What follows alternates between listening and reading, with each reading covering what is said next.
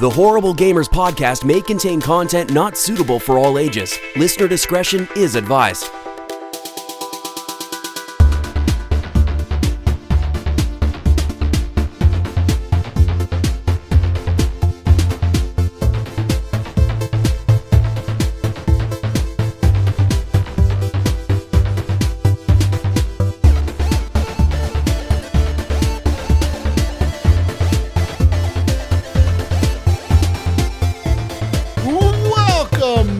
Gentlemen, a Horrible Gamers podcast, show number 322, being recorded on September the 12th, 2020. I am one of your hosts, Jesus, also known as Jesus Walks Out. Today, I'm joined by my friend from Little Ohio, buying all the new cars for his daughter, the Mayo. Steve Willier is back. Welcome back, Steve. Welcome. Hey, what's up, Jesus? Hello. I know. Last week I'm buying all the 3090s, and this week I'm buying all the cars. You just got all the money, right? You just got all the money all the time just to buy all kinds of shit, Mayo. The fuck? Right. And, ladies and gentlemen, Gunny could not make it this week. He is out in California partying at a gender reveal, I heard. That'll go well. I heard he's at a gender reveal. I don't know what he's doing, but he said he's at a gender reveal party, so who knows? If another fire breaks out, we know who to blame this time. Anyways. And from Florida, the Panhandle State, where they got lots of crazy shit going on all the time, and big snakes and crocodiles and alligators, we got Ricky out for us. Ricky, welcome. Hey, everyone. Hey, I'm so happy to be here. Yeah, welcome. Thank you. No, yes, I am. I appreciate it. Okay.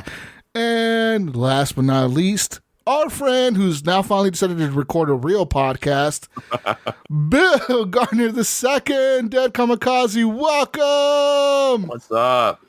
West Coast, the best coast. On the West it's on Coast, fire right now, but you know, West it's still the best coast. It's fucking lit, bro. I was gonna say it's so good it's lit, right? It's lit.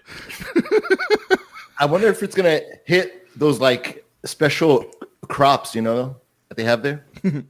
Oh man, the whole state's gonna be high. Yeah.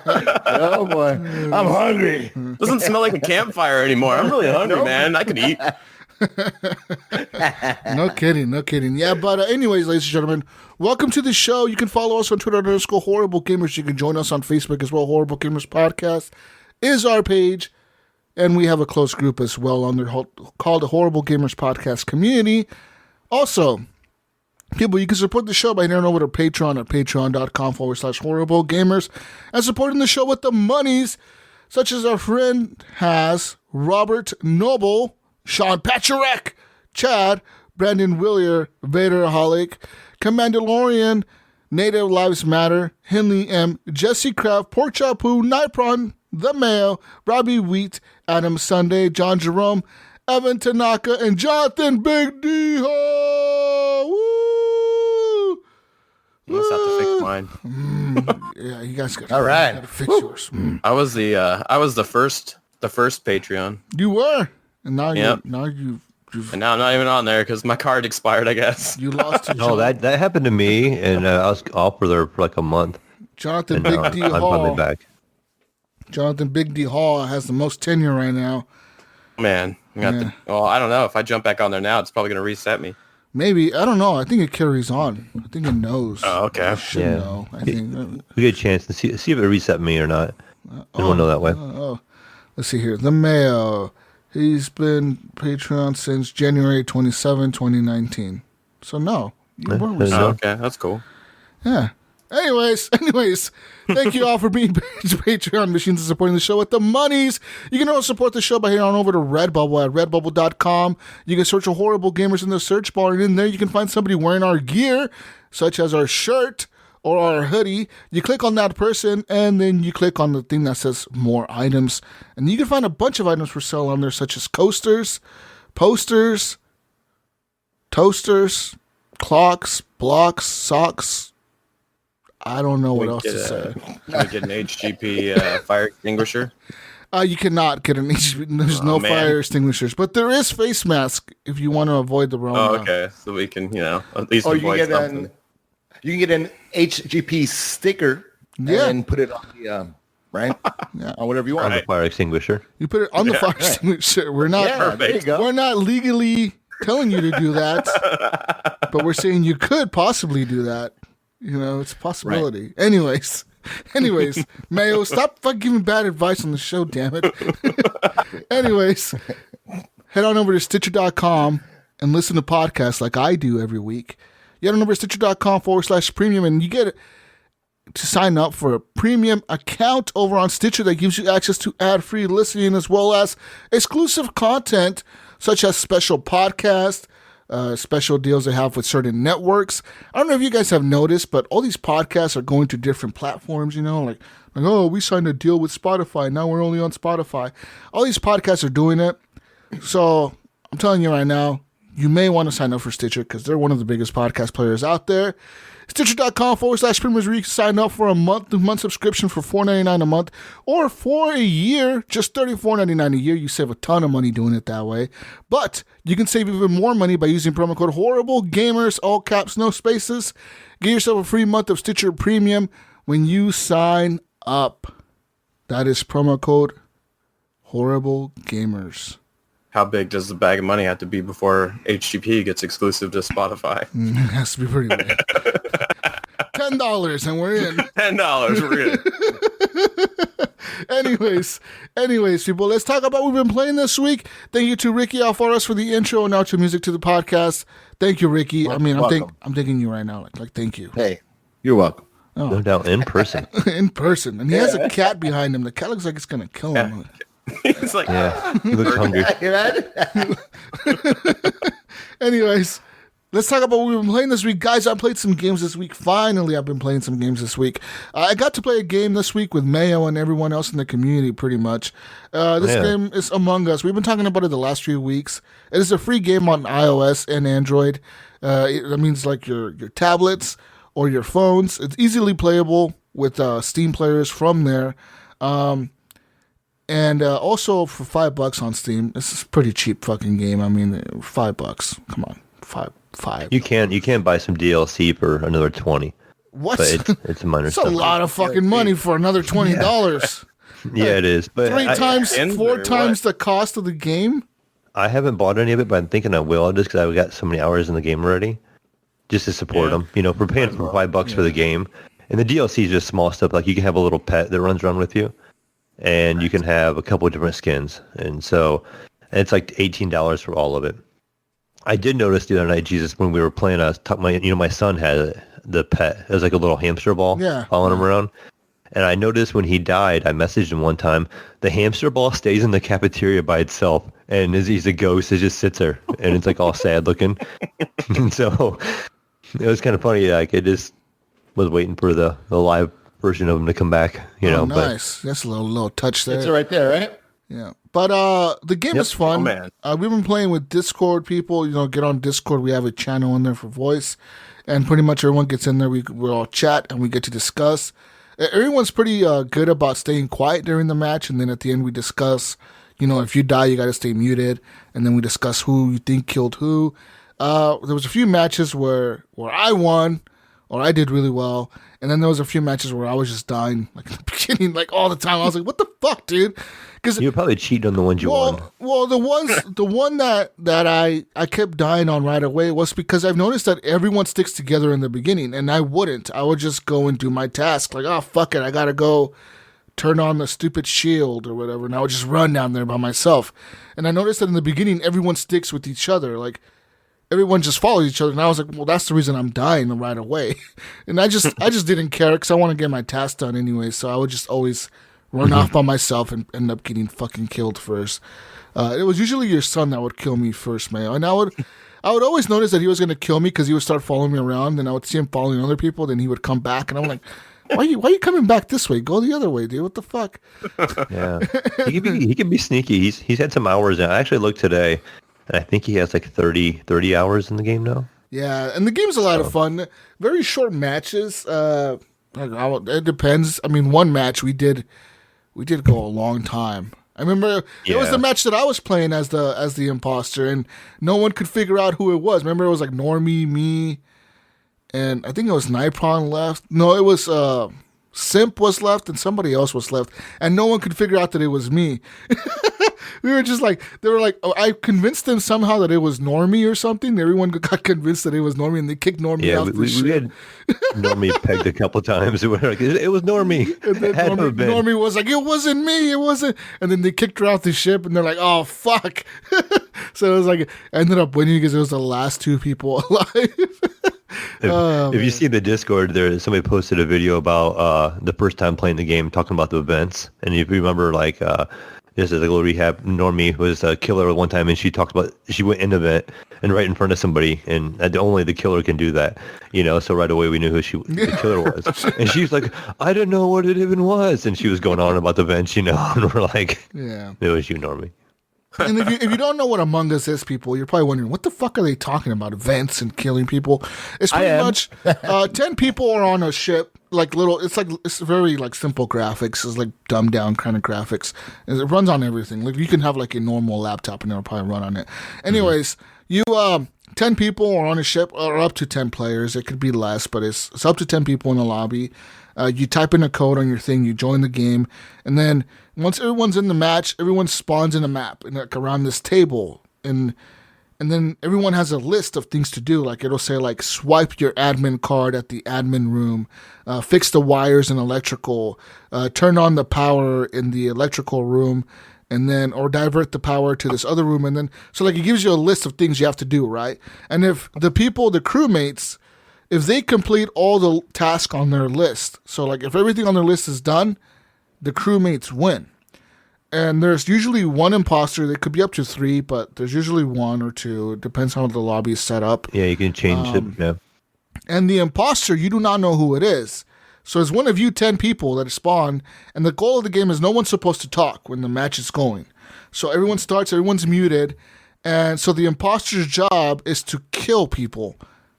As many as his goal is to kill everyone on the ship, but you know, so like say I run with Mayo to the right, and we go to the navigation room, and I kill Mayo, and I turn around. Oh, you jerk! I turn around and I run back to the medical room, and then somebody, say Ricky, walks up to the navigation room and he sees a dead body. A little thing pops up on his screen that says report, and when he hits that button, it pulls everyone away from their doing, and it brings everyone back together into the main lobby, and it like brings up a screen that says like vote, and you get to vote who you thought was the killer. So now everyone, where we can talk. yeah. So now that's the point where everyone can talk and everyone can get together, and they could be like, okay, Ricky, where did you find the body? And you'll be like, well, I found it in the navigation room. And then you know I'll be like, well, who did you see over there? And you'll be like, well, I don't know, I didn't see nobody over here. So then everybody's gonna be like, well, I was over here. And everyone starts saying where they were. And I'll be like, oh, I was on medical room. I was doing this bullshit over here. And everyone says like what they were doing. So if no one can really pinpoint who went that way and who was over there, then everyone starts getting like doubts, you know, like, okay, well, we can't really vote somebody off because we don't know who really did it, you know. Or you can all say like, oh, fuck, it was Billy. Bill did all this shit, you know. He was the one over there. I saw him near the oxygen room. Sounds right. He did it all. And we vote him off, and then it shows him being kicked out of the ship. And then it'll say Bill was not the imposter. Now there's 9 people or 8 people left in the Right. match. Now you're less cool. one more crewmate. Yeah. So It's like Clue. Like Clue, yes. Yeah. Okay. Yeah. Oh, It's that's like cool, Clue. man. Yeah, and then Yeah, I play a lot of board games like that. and pretty it's much, almost like a board game, but online. Really, Yeah. it almost has that board game kitchen table atmosphere when you're discussing the game. Like, oh, I think this guy did it, or where were you? And you're trying to prove yourself, and somebody else can be like, well, I can vouch for Jesus because he was over in the cafeteria with me, you know. And there's other times you could be. Some of the tricks in this game too, if you can run 2 imposters in the lobby, set that up, the imposters can cover for each other. So, you know, you can have 2 killers, and the killers can be like, look, we were both in the cafeteria and we were doing this, or we were both in comms doing this at the time. or And- another strategy Or you can could throw be the other one to the bus. Another strategy could be you throw the other imposter under the bus, and then you can be like, well, if it gets closer to the game getting lower and lower on people, you could be like, well, if I'm really the killer, then why did I vote the other guy off? You know, like, why did I vote him off? Why did I tell you guys that it was him, you know? But as a dead imposter, say like you have 2 imposters and one of you dies, as a ghost, you can still complete your tasks. So like if you're a crewmate, you're still supposed to complete all your tasks, like we're fixing all the wires and everything on your list. But as a imposter, if you're dead, you can sabotage shit. So like what sabotaging, what it does is like you turn off the power, or you turn off the oxygen, or you turn off the nuclear reactor, and the ship's gonna blow up. And when you do that, the crew has so many seconds. They have like 10 seconds or 20 seconds to get over there and fix everything. If not, everyone on the ship dies, and the imposters win. So, and then depending on the scenario, like the oxygen room's in 2 different places. So people have to go 2 different places so you can split the parties up.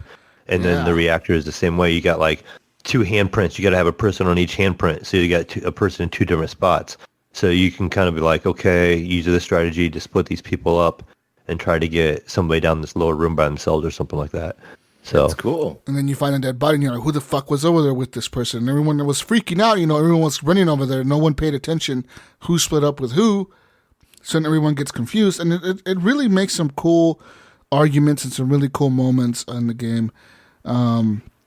You also have vents as an imposter. So you're the only one that can do these vents, and you can take shortcuts into other rooms. So you can, like Clue, you know, like you have like the hidden passage. You can pop from one room to another. But if somebody sees you going in one of the rooms, well, they obviously know you're the imposter because you're the only one that can do it.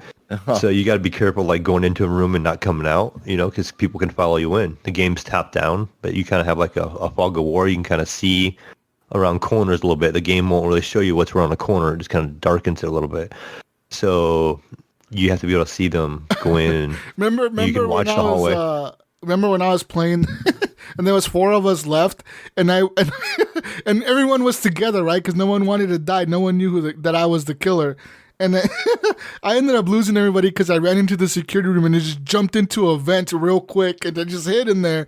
And they all followed me in there, and they were like, where the fuck? You could tell they were like looking for me because they were like, where the fuck did he go? He was just up here. And then next thing you know, I popped up behind like one of them as they all started splitting up looking for me, and I ended up killing people and shit. And they were all freaking out. What the fuck? What happened? Where'd you go, Jesus? I was like, I was right there, dude. What do you mean? Where did I go? I was right there. And I had them all confused. That show is hilarious. And so the whole reason the only reason I won that match was because Simp kept vouching for me, because he kept saying like, no, I saw Jesus doing this task. I saw him do it. And he was convinced in his head that he saw me do something and that the imposter can't do that. And he was like, no, Jesus can't be the killer because I saw him doing this. But he must have seen somebody else and thought it was me or something. So that ended up getting me to the win. That's cool. Yeah. Anyway, Yeah, we had a good turnout. So I'm trying to thank some people. We had Gibbs stop by. We had Pinpoint stop by. We had Normie, myself, Jesus, Nipron, Ghost Nico. We had a large group, and it seemed like every time one or 2 people would have to leave, 1 or 2 other people would jump in. So we pretty much had a full group most of the night, and it made it for a nice time. One other thing I'll throw in there real quick, though, is I guess the standard game doesn't use Discord. You can use like a text chat. And the dead people can communicate with each other, and the live people can't see the communication. It's all on the same screen, but the people that are live can't see it. So the dead people can talk about what happened amongst themselves, and the people that are live don't see it. And when you're a ghost, you can go around and complete tasks like Jesus was saying, but the people can't see you. Like if they're alive, they can't see you on screen, and you can like follow them around and see what happens, but they can't actually see you on the game. yeah. So it's kind of neat. You can kind of watch what happens like as a spectator and watch to see if the killer kills anybody else or how he does it and stuff like that. But Anyways, enough of Among Us. Download it. It's free on iOS. Join us on Discord and play with us, people. It's fucking free. Come on. Like, if you have an iPad, that's even better. You get bigger real estate. If you have a phone, I actually played it on my phone the other day with randoms, and it's actually a lot of fun to play this game with random people because you really have no clue who the killer is. You're like, who the fuck is the killer? You know, you can't hear the inflection in their voice. You can't hear none of that. So, like, when they're talking and they're defending themselves, it's just over chat. So you're like, what the fuck? Who is the killer? You know? It's really hard. well, I when think it's over too, chat. when we were in Discord, you could start to learn to people a little bit. You could tell, sometimes you were like, this guy's lying. You know, Yeah. you can almost get a feeling like I'm pretty sure this guy's lying. You know, he's got to be the imposter, or something's up here. You know, because or they just have it. What, me? No, I wasn't. I was doing this, and somebody else be like, no, you weren't in that room. Yeah, yes, I was in security. They're like, no, I was in security, and you weren't over there. You know, and they get all defensive, and then they start accusing each other. Yeah. And we're just like, then we got to figure it out. You know, and so then it was a lot we're of playing fun. mediator. Yeah, that sounds like a good time. It is. So, anyways, check it out. And other games that I played this week, I played some Madden 21. This game obviously just came out for everything, and it is the lowest reviewed game in the history of Metacritic ever. So that's kind of shitty. I did play it, and the thing is, the game, I don't know about you, but Madden, I've played it for the last fucking 20 years now. I play it every year. And now it's just very complicated. When you launch the game, literally the main menu is like all these fucking screens popping up. Like Madden Ultimate Team, Madden NFL, and then you got the fucking announcer talking, well, this year in 2020, we believe in inclusivity and all this. It's like, shut the fuck up. No, you don't, you fucking assholes. And then they got all this shit popping up, right? Like Madden believes that we should stand together and protest and fuck you. And all this shit's popping up, right? And next thing you know, I go to the Madden Ultimate Team, the online fucking portion of the game, and you got all these fucking Madden packs because I got I guess I got the Ultimate Edition because of the fucking EA Premiere. And so it gives you like the main, like the mega edition of the game, like the $100 version or $130 version or whatever. And I fucking had like 20 packs to open, and I open them all. I get shit players. I go to play online, and it's just me getting destroyed by this dude. Like this fucking guy had like all the fucking like red cards, you know, like the high stat players. I'm like, how the fuck is this my first match? And this dude has all these fucking cards. You know, he must have paid money to get all those cards. Or something. He just hasn't done nothing but play this game since it came out. Or it has to be that. So it was just a bad experience altogether. I haven't played the story mode, which is probably what I'll end up playing just to fucking beat it. Since I played it last year and the year before. But yeah, Madden 21 is okay. I don't recommend buying it. Honestly, I don't. And I'm speaking from like somebody that really does enjoy like Madden games. I do like him, and I play him every year. Usually I play him around August just to like kill time or whatever. But this year it didn't hook me. And there's been years where like I get really into the Madden Ultimate Team. Like I'll play Madden Ultimate Team till like in January when the real NFL season is ending. And this year it's just like nah. Like I don't give a fuck. I skipped it. I'll fire my 2 years in a row. I skipped it. Really? I used to get Madden every year. So maybe coming back to it this year will be a nice thing for you because you've skipped it. But for me, playing it last year to this year, I don't see much of a difference. And they talk about these graphic enhancements and these enhancements to the gameplay, and there really isn't any enhancements. You know what I mean? It's like what? Yeah, it's the same. What enhancements have you done? This shit looks the same as Madden 20. Like, what's going on here? But yeah, anyways, we need to do like every other year or something, and maybe just do a roster update every year. They won't ever do that. They make too much money. They make money. Too much. We buy it. Yeah, they make. We too buy it much anyway. money. Yeah. I buy it anyway every year. What were you saying, Mayo? Oh no, I was gonna say I don't buy the Madden games. I just usually play Mutant League Football. I have more fun playing that game. Yeah. Fun playing that game until like after every game, like the referee would be like, never mind, you guys lost. I'm like, what the hell? Yeah. I remember playing my son a couple of times. We would just play like a local couch, versus game or whatever, and you bribe the refs and stuff, and he'd be like, why do the refs keep calling that? I'm like, dude, remember I bribed him? You gotta kill him, and then he'd kill the ref, and then it'd be back to kosher again, but Mutant football. or it'd be like a crucial fourth down or something like that, and I just bribe the ref and get the guaranteed first down. Great game. Anyways, besides Madden 21, I played another game this week. I actually went and bought a game on Steam today, and it's called 0 Hour. I don't know if you guys have heard of this game. It just came out on August 20th, and it pretty much is like a tactical Rainbow Six Siege type game. It reminds me a lot of Firewall 0 Hour, the VR game, but in like 2D version. Oh, weird. So it's very, very tactical. It's very like like, okay, like we're a SWAT team and we got to break this door down. So like you're the guy in the front and you carry the shield. You got like 4 other guys stacked up behind you, and as the shield guy, it's your job to like fucking bash the door in and go in, and you got to take out the enemies, you know, and there's other 5 players on the other team, and their goal is to defend a hostage or defend a bomb site or whatever, like, you know what I mean? Just shit like that. And it's very like tactical. It's super tactical. Like, it's just like Rainbow Six Siege, where you could like throw the little rope rappel thing to the roof and like climb up the rope, climb up to the window and fucking break through the windows. It reminds me a lot of Rainbow Six Siege. It's not as polished as Rainbow Six Siege, so you know what? I'm probably gonna refund this game and just get Rainbow Six Siege. Just because I honestly, honest to God, like Rainbow Six Siege was a great game that I played a lot on the Xbox. I'm probably gonna get wrecked on the PC, knowing that the players have been playing since 2015.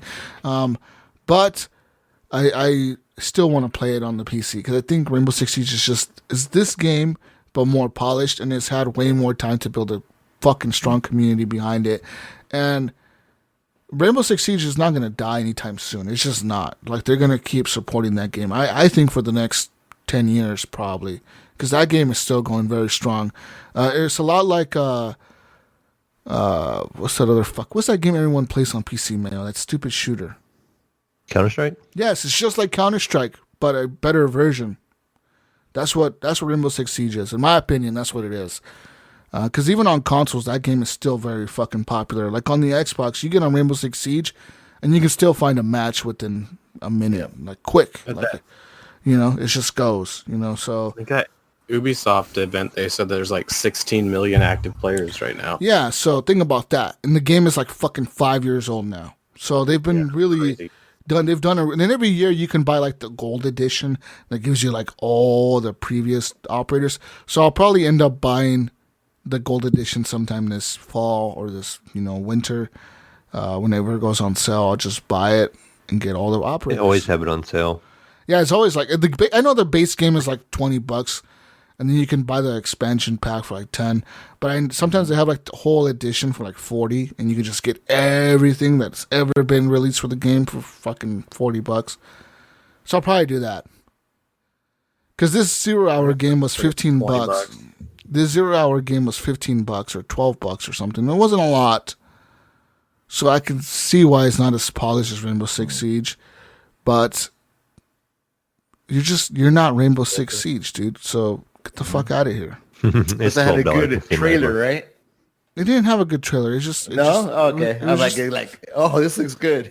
No, it's just a fucking. It's just a shooter. You know, it's whatever.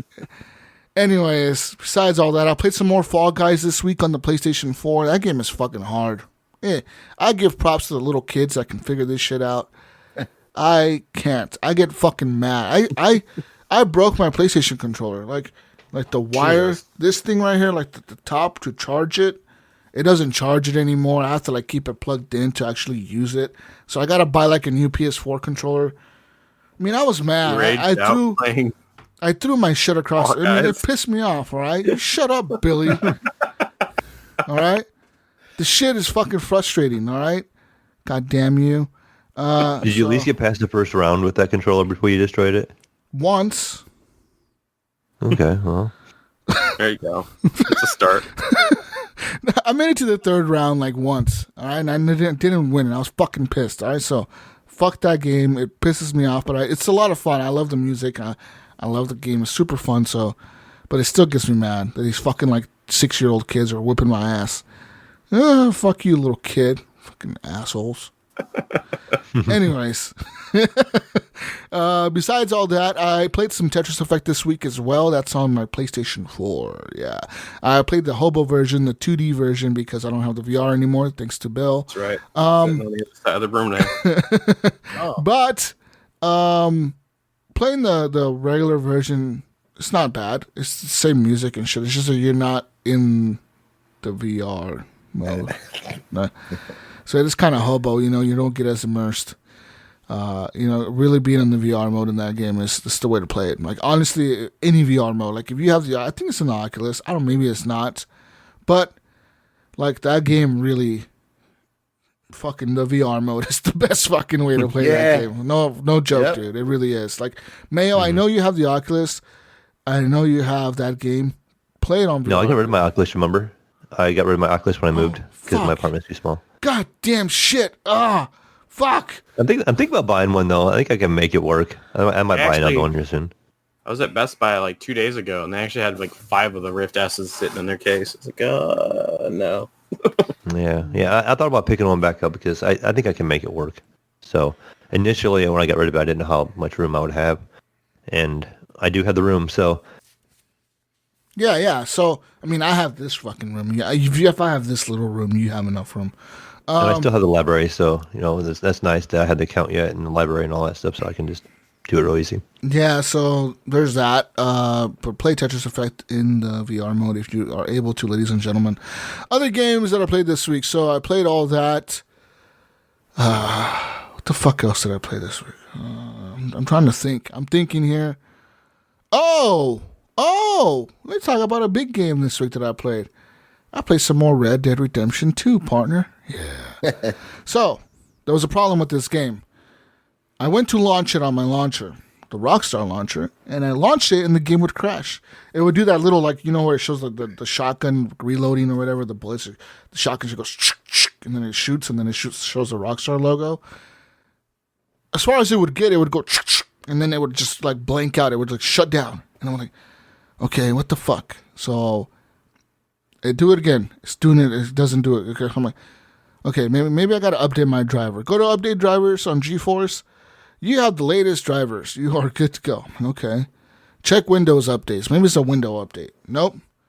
All right, maybe it's my firewall. Maybe my Windows Defender bullshit. I need to, like, bypass Rockstar. So I go to there and I put Rockstar games and Red Dead Redemption 2 as exceptions. Maybe it's my antivirus. Maybe I got to shut that shit off for this game. So I make sure that it's in the exceptions. Okay, so nothing still. Still crashing.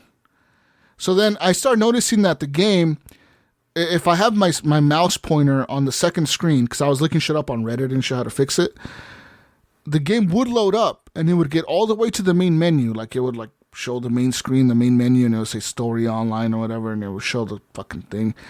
As soon as I would click over or tab over to the game, it would crash. It would be like exiting game, boom, crash. I'm like, what the fuck, dude? So I uninstalled the launcher, Mayo. I uninstalled the game 3 times. 3 fucking times, all right? That means I re-downloaded 140 gigs 3 times in one day. All right? PC Good thing you don't have a cap, right? No, I don't. Thankfully, I don't have a cap. At least I don't think I do. Hopefully, I don't. Shit, I would have went over it already. So I do that, and it doesn't work. Still doing it, dude. And, like, I know a while back I installed this reshade mod that would, like, enhance the textures and Yeah, I know what reshade is. And every time the reshade menu would pop up, too, and I'm like, maybe it's the reshade that's making it crash. So I couldn't uninstall reshade. I didn't know how.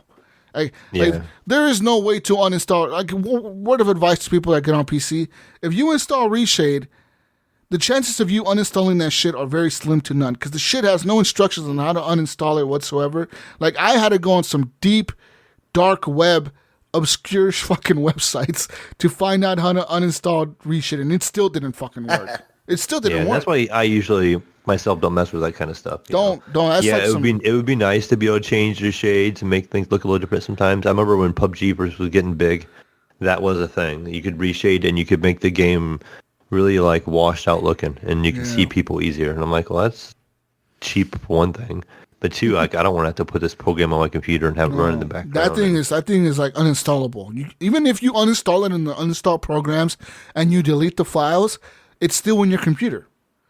So I don't know what the fuck. That shit gets really It's probably launching when you first launch your PC, is in your auto start. And so it would be like a virus. That's what a virus does. It launches in your auto start.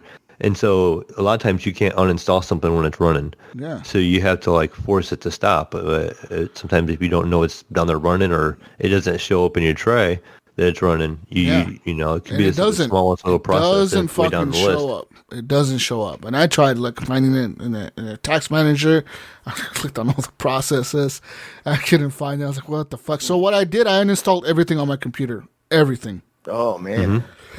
everything. I was like, fuck it, uninstall it all. I don't give a fuck. Fuck this, Mayo. I'm nuking everything for the second time. Hey, sometimes it's good to do a clean install and everything. The only thing I kept was like my personal files, which is like the HGP stuff, some logos, some pictures, I think maybe from HGP or something. I don't know, shit like that. But I think everything, like all the programs, everything got deleted. So Reshade is a program, and it got deleted with that uninstall. So that worked to uninstall Reshade. But I go back to launch the game, and I reinstall Rockstar, reinstall Red Dead, another 140 gigs, like the 5th time now. Damn. And it's still crashing. It's still fucking crashing. So then I'm looking on Reddit, and they say that the latest update for Red Dead makes your game crash if you have HDR enabled and full screen enabled. So what you have to do is you have to disable HDR on all your monitors or whatever, like even your TV if you're using it on your TV, and launch the game, disable full screen, go to windowless or borderless window. Borderless window, yep. And then return on your HDR and relaunch the game, and then the HDR will work. And I'm like, why the fuck would Rockstar not patch that? Like, you know how frustrated I was? I literally deleted everything on my computer. How is Rockstar not patched this, but they're releasing some crazy expansion for GTA 5? Like, money. What the fuck, Rockstar? It pissed me off, dude. It really did. They're working on GTA 6. Yeah, GTA is making them the money, not Red Dead. It was ridiculous. It pissed me off. That's terrible, man. But I mean, how often people are going to think, yeah, but this is common on the PC, and it's not anymore, really. I mean, how often have you had a problem like this? It doesn't happen very often. No, it doesn't. This is not common on the PC at all. Like, this is a Rockstar specific fucking patch they released, because people on Reddit, like, the only way I found out about this was some obscure fucking post from like June 20th of 2020 on Reddit. Some dude was saying like, hey, I've uninstalled everything on my computer and Red Dead keeps crashing. Like, why does it crash? And they're like, do you have HDR on? And he's like, yes. And they're like, okay, turn off HDR and then launch the game and then remove windowless or remove full screen, go to fucking borderless window, and then return on the HDR, and then relaunch the game, and then set your HDR settings. And I was like, what the fuck? What the fuck? Who would have thought that fixed the fucking thing? Like, who went through like, I think whoever went through that fucking whole troubleshooting to figure that fucking part out. Because I had no idea the HDR would do that. What the fuck? Yeah. I've seen games, over the years that had something weird like that. Like, oh, if you turn this setting off, it works fine. And it's just like one setting that will throw everything off for some reason. Yeah, I don't know. It's very rare anymore. It used to happen a lot back in the, early 2000s and stuff like that. You would install stuff, like, and a certain thing would make everything just fuck up. Yeah, and that's what a lot of people remember on PCs. People remember, yeah, PCs, well, that's what I remember I have to too. do this. I'm one of those. Before I had a PC, Yeah, and it hasn't been like that for a long time. And yeah, like you had this situation, but it does happen occasionally, But you know what? Like maybe happened to me once, maybe. You know what? That whole thing was worth it. Because once I got playing Red Dead, dude, it runs in 4K, full resolution, 31, whatever the fuck. Was it 3120 by fucking whatever? 26 something? 27. What's the numbers, Billy? God damn it, you tell me. Oh, no. 3120 by something. Anyways. It's 26 or sitting there up 25. on my 65-inch TV with my console, bro. All right, so listen. Let me Google it. So I played it on my OLED, and fuck, dude, that game, there's no game that looks as good as Red Dead. I can say that right now without a doubt in my fucking mind. There is no game out there right now that looks as good as Red Dead. I don't give a fuck if Halo 5 with their 4K bullshit doesn't look good as Red Dead. It's not as detailed. Yeah, well, yeah, look at Craig's face. Anyways. Hey, leave Craig alone. Anyways, That was bad, huh? Anyways, I mean, like, honestly, this game looks incredible. I did the mission last night where you go and you go with Hosea and you steal the wagon from the fence, the guy who's the fence at that barn, and he's like, go steal this wagon from my cousin, but don't kill him or whatever. And then, like, dude, just riding the horses and getting to that house and the decision, like, should we go right now or should we wait till the morning and I'll distract him? And it's like, fuck it, we'll go right now. Just Oh, it's so immersive. That game, it looks fucking amazing. The lighting, the HDR is fucking, I mean, people say that it looks better without the HDR, but I just think the lighting looks incredible in that game. It doesn't even have ray tracing, and the fucking lighting is like, holy shit. Like the way the lanterns reflect off the wagon onto like your back as you're driving the wagon, or they reflect off the horses, the lights, the fucking sunrise, the sunsets. I was like, wow. So then once I did that mission, I went to play the online, and I'm still doing the moonshiner role. So I think I opened up a bar in my fucking moonshine saloon or some shit. And I fucking killed some guy. Me and my partner went, and I formed a posse, and me and my dude went, and we killed a bunch of people, like 50 people, and killed them all and blew up their fucking shit. And like, yeah, fuck yeah. Yeehaw, motherfucker. And we left. That game is incredible. It's a lot of fun. You know, it's just a lot of fun to get in there and just enjoy the world. Like, it's so immersive, and that's kind of what I'm looking forward to with Cyberpunk. You know, just to be lost in a fucking, like, a new planet. It's like a new world. You know, you're just fucking lost, and they're like, just seeing like all the little subtle details they've made in the game. It's fucking incredible. It's a shame that people are not playing this game more, because this game is fucking well done, dude. So I can't wait to see what GTA does with GTA 6. I just personally. How long is that gonna be? But no, honestly, I personally think that GTA 6 won't come out anytime soon. The whole political climate and the whole, I mean, you know, like the whole HJW shit and the whole like everything has to be accepted, everything has to be perfect. That, I think, all is going to put a damper on GTA 6, because they're known to like go crazy on shit. They're known to like fucking do crazy shit in Rockstar games, especially Grand Theft Auto games, where they have the last fucking game had a racist fucking redneck, a black dude who grew up in the ghetto, and then fucking Michael, who was like a fucking mobster dude or whatever. You know, like these were the main fucking characters. We got like this mobster guy, this fucking crackhead that sells meth, is super racist, and this black dude from the ghetto. Let's do this. Let's make a story around these guys. You know, like, how the fuck are they going to do that now? People would talk so much shit about them. Because they're so sensitive. Yeah, it's just, I don't know, dude. I think you're going to have to, like, wait or change the story or something. I don't know, because they're going to come out with some crazy stuff, right? Yeah. So, right? You can't have prostitutes anymore in the game. Like, what are you gonna do? You know, are you gonna have strip clubs in the game still? What are you gonna have in the game? You know, like is there gonna be a female main character this time around? Is she gonna be as crazy as the guys? Like, that's what I want to know. You know, because it wouldn't be a bad idea to have a female character in the game to be like the main character and make her just as badass as some dude. Or maybe you can pick between the two. Like, who do you want to be? You want to be this female character, or this male character? That would be cool. But then, like, how does the story change? You know, how does the story change? Is she lesbian, or is she straight, or what's going on here? You know, when you go to the strip club, what happens? When you do this, what happens? When you do that, what happens? Like, it's just going to be a whole shit show when that game comes out. 'Cause a lot of people are going to hate it for the way it is. And some people are going to love it. Probably like me. Yeah, but the people that were going to hate it aren't going to buy it anyway. You never know. Like, you know what? With the Rockstar game, it'll still sell. That's a good point, man. Yeah. Yeah. Yeah, it'll still sell. It'll still sell, but they will complain about it, Mayo. They will complain about it. Just like PS5. They could list it at $700 and it's still going to sell. Oh, yeah, I'm pre-ordering one. Like the PS5? Oh! Anyways, moving on from Red Dead Redemption 2, another game that I played today was fucking Frostpunk. Frostpunk, I noticed it on my list for games on library. I was like, oh, newest update released like August 20-something. And I was like, oh, fuck, I missed that update. And the last, I think it's just called the final update. I don't know what the fuck it's called, but I know it's the last update they have for the game. It might be called New London. So this new update to Frostpunk, as my journey from Frostpunk continues here. So the newest update, pretty much what happens is you survive the main story. Like the main story, the first is called Winterhome.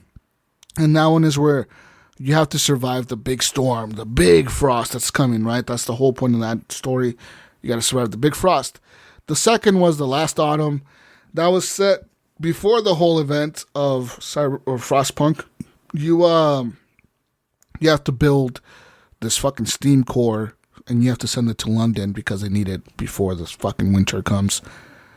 This new update, you survived the big frost, everything's happened, and the whole goal of this is you are a settlement that it's called the New London. It's like the main city of the game. They pretty much sent you and a group of people out to this like edge of a cliff. And at the edge of the cliff, there's a military base that's there. And in that military base, there's a bunch of steel and like steam cores. And they sent you there to set up a camp to extract the steam cores and extract the steel out of there.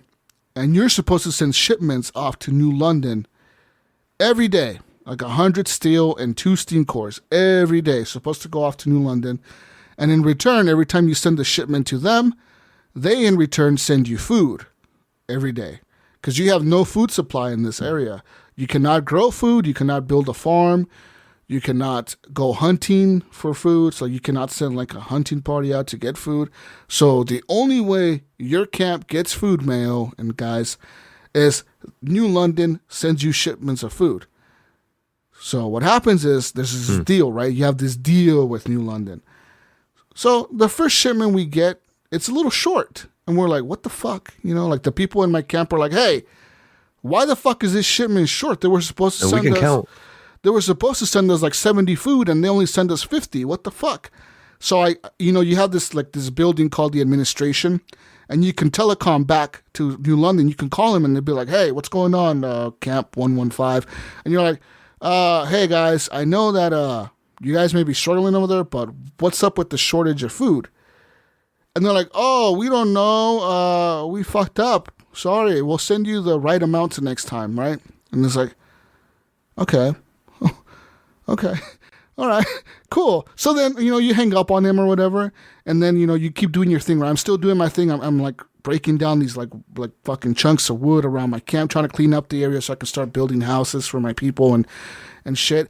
And I only have like 20 people with me, right, in the beginning of the game. It's a very limited amount of people, but these fucking assholes in New London want their fucking steel and they want their shit. So they call me back and they're like, hey, we need more stuff from you. So like, I know we need 100 steel, but now we need the 2 steam cores along with the 100 steel every single day.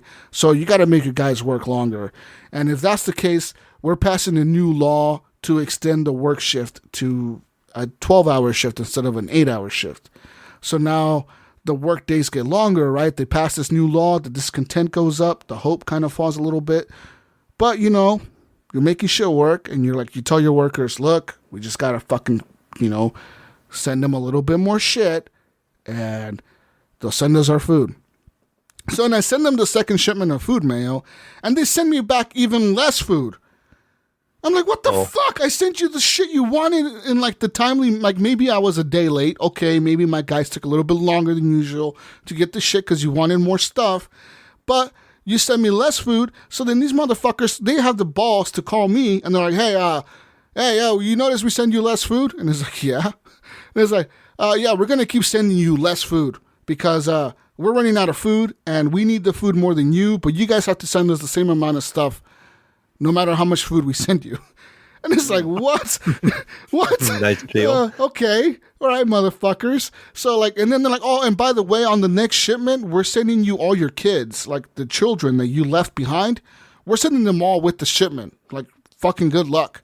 Oh, nice. And it's like, the children, like, dude, we don't even have enough food to feed the fucking 20 people that are here. You're sending kids with you? And it's like, yeah, we're sending them over there. So everyone in the camp starts freaking out. They're like, what the fuck? You're not supposed to send our kids this early. We don't even have an established supply line. So then people start freaking out in the camp. So then what happens is, you start building scouts and you build a scout team and you send the scouts out to like different locations on the map to scout different areas to try to find food or metal or wood. And so then I call New London and I'm like, yo guys, I need more workers. Like, I don't have enough workers to keep all my operations going. Like, I don't have enough doctors. I don't have enough workers. I don't have enough people. So then okay, we're going to send you people, but you better remember that we send you extra people. So they send me like 10 new people, right? And I'm like trying to build this fucking camp up, dude. And next thing you know, I find another camp.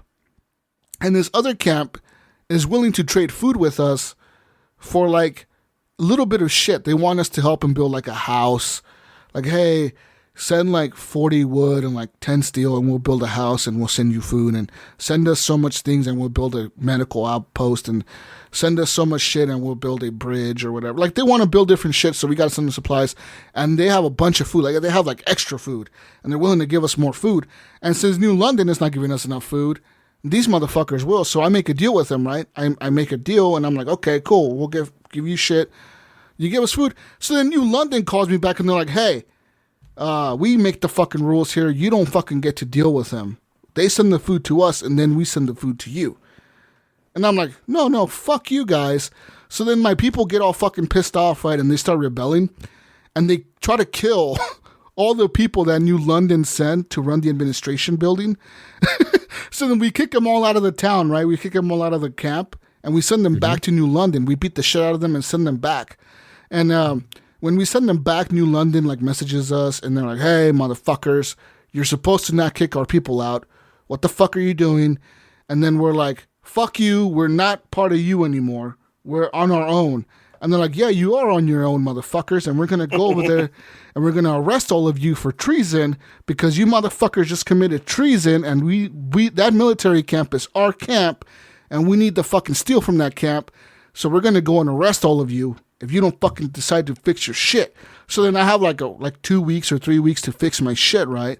So like now I'm like in a debate, Mayo. Like, what the fuck do I do? Do I start siding with the New London again? Or do I start like preparing my group to fight a war against New London, Mayo? I'm fucking stuck. It's war. Jesus. break out your Call of Duty skills and Go to fucking war. Go to fucking war. We have no guns, Mayo. Mayo, there's no guns, Mayo. This is Frostpunk, goddammit. There's no fucking guns here. All right. Maybe it's gonna be a hidden mode. It's gonna be a hidden first-person shooter mode in there. Oh, that'd be cool as fuck. But and then I found another camp. This other camp is like a weirdo camp. It's like some weirdos or some shit. They're like hey, we got some food if you send us some people. And I was like, what? Yeah, the kids, man. The fuck you mean? No, yeah. Yeah, I guess. No. And then in my camp, there's cannibalism going on because there's not enough food in my camp.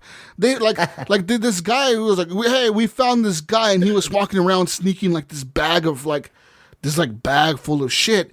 And when we caught him, it was a bag full of like body parts. Like he cut up a body and he was going to go feed his family. And it's like, what do? Do you confiscate the bag of body parts or do you let him feed the family? And then, like, his words were like, look, I'm not going to let my family starve just because you don't have enough food to provide for us. And I'm like, well, the person was already dead. And he did just chop up. You know what? Like, I'll let him keep the body parts. But now there's cannibalism in my fucking town, all right? Now they're eating the dead bodies. And I need the dead bodies to perform surgeries and shit to, like, you know, give the amputees, you know, fucking organ transplants and shit. So, like, it's a fucking mess in my camp, dude. This DLC is this DLC is hard. That's Frostpunk in general, though. That game just throws bleak situation after bleak situation at you. This game is like, dude, like this DLC is fucking hard. It's like it's called food. On the Edge. There's no food. There's a little bit of wood that you can chop down. There's a few trees you can chop down wood. Thankfully, you can build a coal mine, so you have enough coal to last you, but the coal starts running out really quick when you start building heaters and shit, you know, like you don't have enough workers to keep warm, to keep working, and they don't want to keep working because they're hungry, and they start getting sick because they're hungry, and they start dying, and then you send the little kids to go to work, and the little kids start getting sick and dying, and it's just like, fucking A, what do I do? What am I supposed to do, Mayo? Oh, and then I send one of my scouts, because I made 2 scout teams, and I send one of my scouts, they're like, hey, we found this city. What do you want us to do? And I'm like, go in and explore, motherfucker. What do you mean? What do you want me to do? And they're like, yeah, we sent that team in there to explore and we never heard from them again. They're like, oh, well, that's great. I just lost 5 people, you know, like that's fucking awesome. Cool. Yeah. Fucking game. God, that game is hard. Anyways, that's Frostpunk On the Edge for you, ladies and gentlemen. I fucking love that game. Frostpunk is the shit. That game is fucking dope. And of course, a good strategy game. Of course, more Call of Duty this week. Yeah, Call of Duty. Call of Duty, no yeah. COD. Call of Duty. That's all I have to say. I was gonna jump on it like 2 days ago, and then it said it needed a An update. update. And imagine that. And, Every day. and it was a big update, dude. It was big. Every update's big on Call of Duty. I was like, never mind. The new one's coming out soon anyway, so whatever. I said I'm done with Call of Duty right now. Yeah. Anyway, that's all I played this week. I know I played a lot, but that's all I played. I think. Yeah. You haven't played the Crusader Kings or anything yet? No. I was looking at that today. Actually, the Crusader Kings. I was looking Hey, at that's that. a Jesus game. It's definitely probably a Jesus game. Yeah. It's like, isn't it like you like? What do you do? Like command Just armies? running a kingdom and shit. It's like Game of Thrones, kind of. Like, it's pretty brutal. You're like, all right, well, this guy has like a army 20 times the size of me, and I'm gonna kill him and take it over. I could try to kill him, but my army's only like, it's pretty low. I could just give him my daughter. Oh, Here, go ahead and marry my daughter. All right, now we got a merged kingdom. so this is like Total War, Three Kingdoms. Yeah, Where exactly. I'm marrying people off and sending spies off to Yeah. militaries and shit. Lots of backstabbing and like, yeah, you have to do like weddings and stuff to like keep people happy. Sounds dope. I you know what? I'm probably gonna buy that game now that you told me all this. It's on Game Pass. Well, I'm downloading that game thanks to Game Pass. I was like, man, Jesus didn't talk about that. I don't even check Game Pass, dude. Like, I just don't. I'm the same way. I don't check it don't. very often either. I don't even I know pay what's on for it, there. you know, and I check it every like Wednesday, and then I check it again on I like Thursday. never check it. Like when I check it, I'm like, holy fuck, they've added like 50 new games. Oh, look at that Right? shit. Whoa, Yeah, look at World that. War Z's on there now. Hey, yo, Wasteland 3. speaking of World War Z, we need to get out together and play that because that's on cross-platform now. Oh, Yeah, that dude, game's great. oh, nice. I like that game. I've played a couple rounds. It's a dope It's game. a little janky, but it's good. I enjoy the campaign. The horde mode is okay. I don't know if you played that Jesus or No, not. that but sounds the survival, stupid. Yeah, that sounds you know. Yeah, I just did some I've done that a few times with like Ghost Nico and them, but I like the campaign type stuff. The scenarios we get to run through. Yeah, the campaign is way better, probably. Yeah, and then that's it. Anyways, what you been playing, Mayo? Oh man, obviously a lot of Among Us. You know, we had I think 3 community nights over on the Discord over there. Again, you know, we've had multiple people from the podcast jumping in, playing, having a good time, killing each other, lying, cheating, whatever we could do. You know, pinpoint stuff on each other. But besides that, I played a little bit of Horizon Zero Dawn yet on the PC, and you get me How thinking is about that? that game. I enjoy it. It still doesn't run the greatest on the PC. Like I was just thinking, Jesus was talking about, you know, Red Dead and how big this big open world and how great that game looks. Horizon doesn't look as good as Red Dead, and it still gets me a lower frame rate than what Red Dead does. You know, and Red Dead has all this stuff going on all the time and stuff, but overall the gameplay mechanics are fun. You know, I'm just kind of in the open world aspect of it, and just I can't remember. I'm traveling to some town, and I'm working my way there, and I had to come across a couple of new dinosaurs. You know, and you're fighting different groups of those, and I made this mistake one time. I had to like clear out this area. It was like a circle, and there's a bunch of infected dinosaurs there, and you know, and so I go up there. And there's a save point right there. I'm like, I'm just going to go up and save this before I fight these things. That way, if I die, I can just respawn. And, well, the save point was, like, by where they patrol. So the first time when I died, it respawned me, like, right where they're patrolling. And so it just immediately puts me into a fight. And so I had to, like, try to fight my way out of it, like, 4 or 5 times before I was actually able to get myself through that part. Because I'm like, did I just make a mistake where I'm just going to automatically launch and just be attacked immediately and not be able to set anything up, you know? But I finally got it. But I'm enjoying the game. I'm still figuring out some little things. You know, you still got like your different weapons that you can use, and they do different, you know, like fire damage and what works against better robot dinosaurs, whatever you want to call them. You know, and where you want to hit them and stuff like that. So still kind of learning that.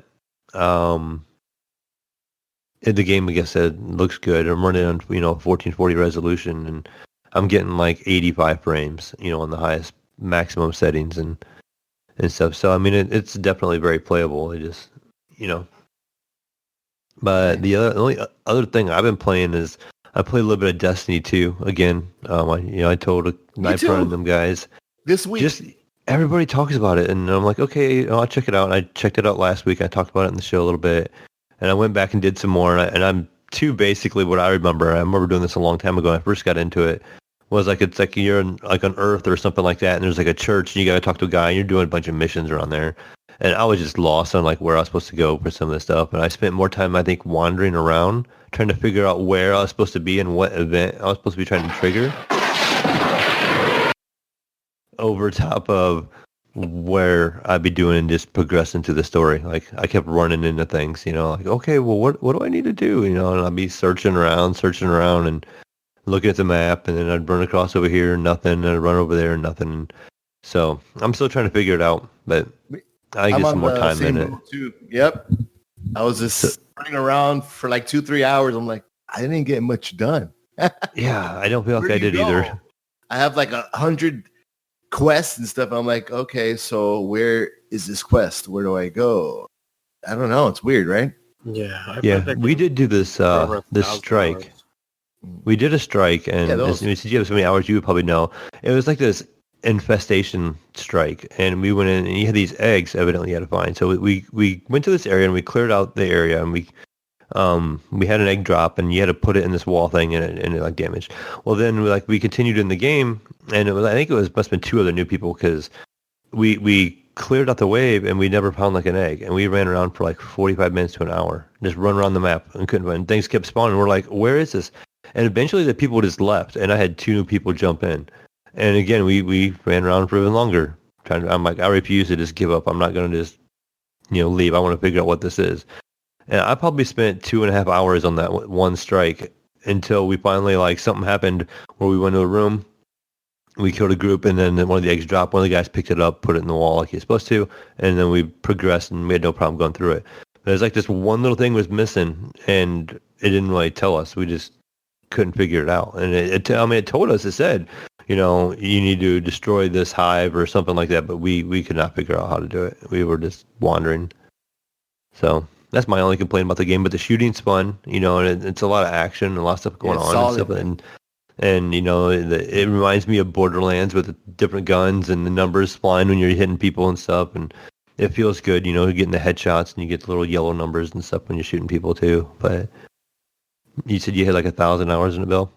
Yeah, between that one and the first one, I've played quite a bit, and I tried to jump in probably a couple weeks ago, and I followed the mission, was doing something on the moon, and then I don't know what I'm supposed to do now.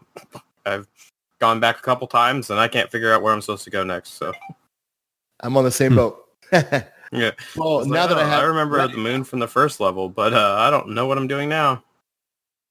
Yeah, and I had Brink offer. He messaged me the one day, he offered to help, and then Nightpron has offered to help too. And I know them guys play it quite a bit, and they know they're cool. way well through the game. But I was getting ready to hop off at that point. I had been on for a couple hours, and it was like 11 o'clock at night, and I had to work the next day. So I'm like, next time, man, I'll hit you up for sure. You can walk me through this, and I can know what I'm doing at least. But I was trying to be real careful because I started the game from scratch. I'm like, because I had two characters already, and then power leveled them because of the expansions over time and all that stuff. So they were like automatically starting at 750. And so I just went and just deleted them and made a new character. So I did the whole intro again. I'm like, I'm going to read everything, make sure I'm understanding everything. And I'm still lost. Yeah. Yeah. So, that game. It doesn't really hold your hand too much. It very much, if I think of it as an MMO, if I change my mindset of not just being an action game and think of it as more of an MMO, because MMOs were that way. You'd pick up a quest and the game would just keep going until you actually did it and didn't really hold your hand a whole lot. So if I think about it more that way, I'll pay more attention to what my goal is, and be like, okay, I know I need to go kill these things over here or something like that. Maybe that'll help. But so just trying to focus on that the next time I play it. But besides that, I think I maybe like Jesus. I played maybe 1 or 2 rounds of Fall Guys, and I bought that on Steam, And I think I got like a little, like the $30 pack, and it came with a bunch of coins and stuff, so you could buy some outfits. And I never even did that. Like I just run like the default outfit, run through it. I think the best I'd done, I made it maybe like 4 rounds, I think, and it was getting toward the end, and I died, and I kind of got away from it, and then kind of Among Us picked up. We've been playing a lot of that. The only thing that's going in my house with my kids have been playing a little bit of Spellbreak. That's something they've been kind of interested in. It's like the caster Fortnite, I call it. It's like Magic game. Fortnite. So I watched them play it. I think it's free. I think it's on the Epic. I know it's on the Epic Store for PC, and it looks like Fortnite. And it looks kind of like when people die, they burst into not guns, but like almost like magic upgrades. But yeah, I mean that's pretty much it. I just watched them play it, so I haven't tried it myself. I didn't really have any desire to play it. What about you over there, Ricky? Oh, me? Let's see. I haven't played too much. I picked up Tony Hawk Pro Skater 1 and 2. Mm-hmm. I suck at that game. I don't know. It's like, I don't know. Crossed my mind. I said, okay, I played this game about, like 20 years ago or something, right? Yeah, ish. And I guess I wasn't that good at it, but something in my mind was like, yeah, dude, he used to kick ass in Tony Hawk. I think it's what happens when we get older. We're way better. We think we're way better than we actually were. Yeah. And, I picked it up and has good music, but it's like, I don't know. It's my reflexes or something. And so you're like current day Tony Hawk instead of young Tony Hawk? Yeah. Well, you're older Tony Hawk. It's great. One other thing that I did not remember that the game had was there's a time limit. It's like 2 minutes or something. Mm-hmm. Yeah, and I didn't know about that. And that's not enjoyable to me. I think when I think of the old Tony Hawk games, I think of the open world one where you was able to run around. Yeah. I think that's the one everybody remembers. Ground or whatever. Yeah. But it looks good. Music is good. I just suck at Tony Hawk. One other game. What else? Ghost of Tsushima. Tsushima. Dude, I can't get into it, bro. I don't know. What? You don't like cocker? Uh-oh, I'm gonna get a lot of. We don't like this guy. Maybe it's because I played The Last of Us or something, and then I jumped on that game, and dude, I can't get into it, bro. I get my ass kicked, like left and right, and I don't know. I don't know. I mean, maybe later on I'll try it again, and but I don't know. I don't like it. Sounds reasonable. That's my favorite game this year. Really? Yeah. Oops, I love it. I don't know. Destiny 2, I just tried to do as many things as possible, and now I have no idea what to do. That's about it, guys. I'm just happy to be here. Cool. Making music over there. Yeah, I've been doing a lot of that too. So, what about you, Bill? Played a few things. Billy? Played some Broken Madden. Played quite a bit of that. Yeah, it's just super glitchy. I've been doing the Face of the Franchise mode. Mm-hmm. And it started out all right. I like that you can, start out and you're in high school. You end up picking what school to commit, and it's like they got all the hats lined up, and you're just like, all right, I'm going to Oregon. And there's just it's a stupid story. It's not quite as I like the last two better. The last two were cool because they carried over from each other. From they were like together.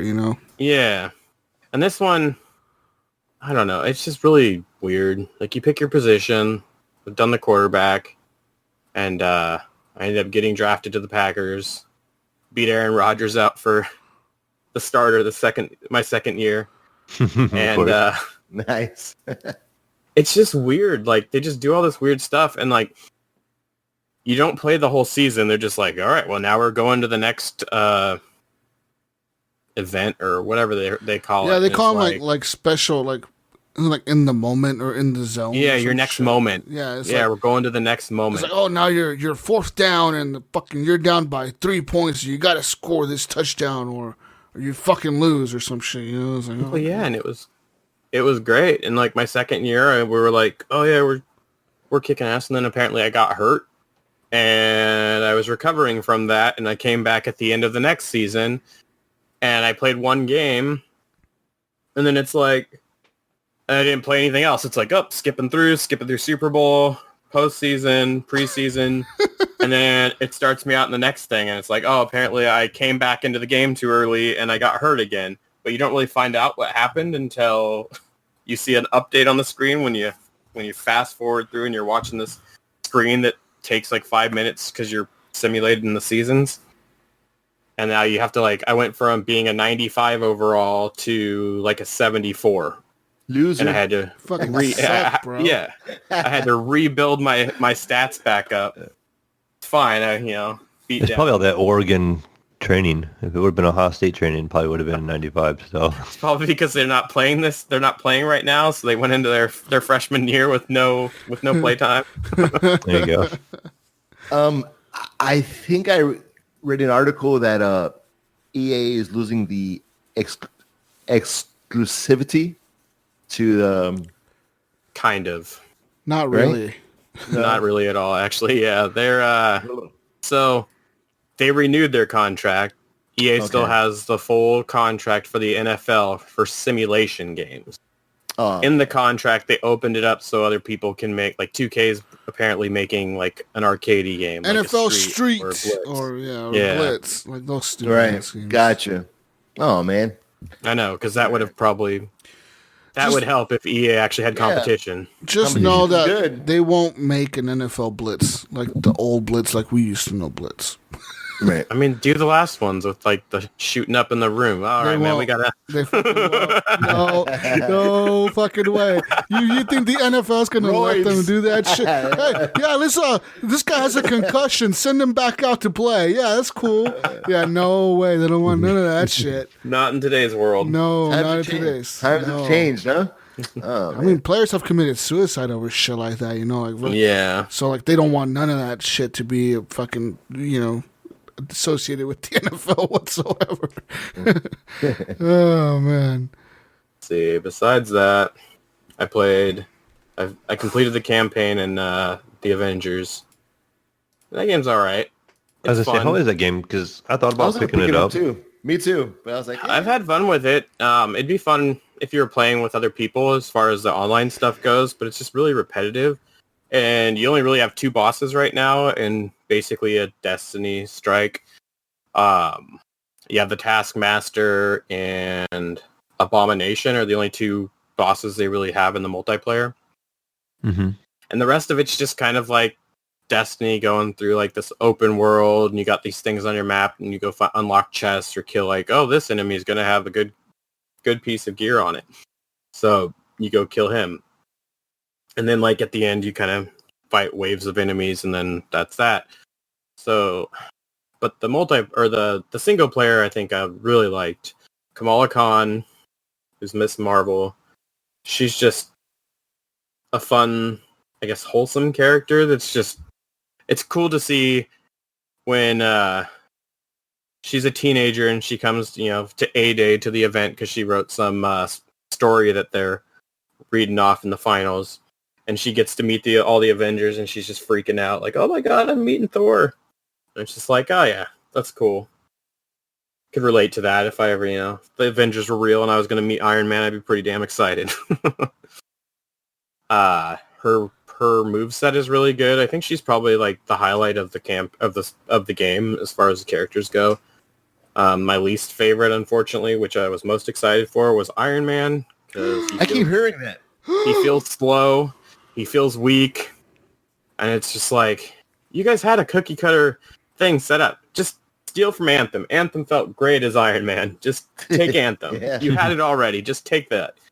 But yeah, he's pretty weak. I think my second favorite would be Black Widow. She's got a really cool melee slash gun playstyle that's pretty fun. Overall, the story is all right. It's good. It's fun, but it's like one of those stories that it's like, all right, here's a really good part, and here's something that you can tell is going to be in multiplayer because it just feels like you're supposed to have 4 people. Like, oh yeah, I'm Iron Man. I'm supposed to be flying around shooting things, but you want me to stand in this one little circle for about 3 minutes fighting off enemies? Yeah. Yeah, and it just kept going back and forth. And then the last boss fight was kind of big and massive, but then it was just kind of anticlimactic. And another issue that they do in that game is they'll just, like, all of a sudden they're just calling this guy MODOK instead of his, whatever his name was. And they don't really explain, oh yeah, now this guy's going under MODOK. And same with Miss Marvel. Like, you never kind of find out, like, when she started calling herself Miss Marvel, like, the people on the carrier just, oh yeah, it's Miss Marvel, instead of Kamala Khan, like the rest of the Avengers. So there's just little things like that. This is like, okay, something got cut. And then, how long do you think the campaign is? probably 10 to 12 hours. And it could be longer. If, there's a lot of side missions and things to get, cosmetics and some gear. The issue with the gear is that it doesn't show up. Your character never changes unless you change their costume, basically, and their cosmetic skin. Each character has its own battle pass, and those are free for the characters that are currently out.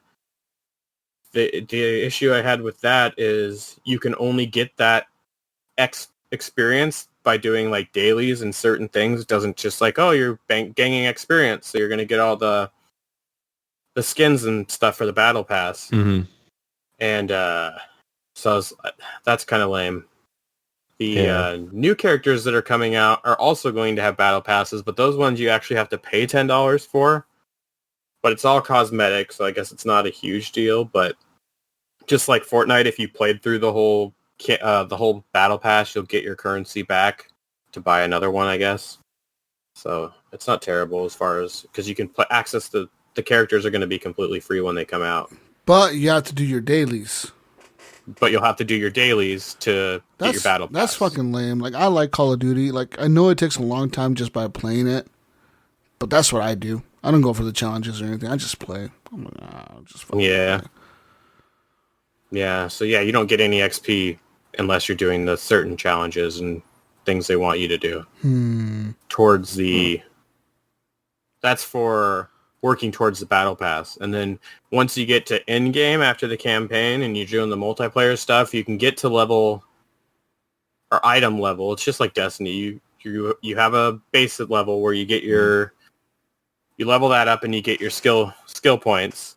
And then you have a gear set level basically, and that can max out at 130, but then you can upgrade that gear and then get like some idol, and it'll get you, upgrading that'll get you to 150, and that's the current cap. And it takes a lot of grinding, and I haven't really got into it. It's just like, I was going to start more and try to do more in-game today, and I'm like, I'll just play some Madden. And then besides you're saying it's not worth it then? I'm glad I refunded that shit. Yeah, the campaign's fun, but just if you're just going to go through the campaign, wait till it's like $40, 45, 50 maybe max. But probably this holiday, right? Oh yeah, Black Friday it'll probably be $30 at Walmart. Yeah. Assuming there's a Black Friday. Yeah. I'm sure there will. This is America. Black Friday. You're right. This is America. That's right. Fuck the Rona. Fuck the Rona. America. We don't believe in no damn Rona. Fucking go to the store, pack 10,000 people. I don't care. That's right. We'll go to Kansas City and actually fill our... We don't need no fucking... with people. We don't need no mask around here. Yeah, look at, we're not wearing a mask now, are we? Yeah, look at us. We're fine. We're fine. We're all the way across the country and it's not infecting people. We got somebody in Florida. They're having major issues. Shit. Anyways, people, is that all you played? Yeah, I think so. There was a racing game that was on Game Pass. It's got like a old school aesthetic. It kind of feels like the cruising games. Cruising. And is it called Double Kick Heroes?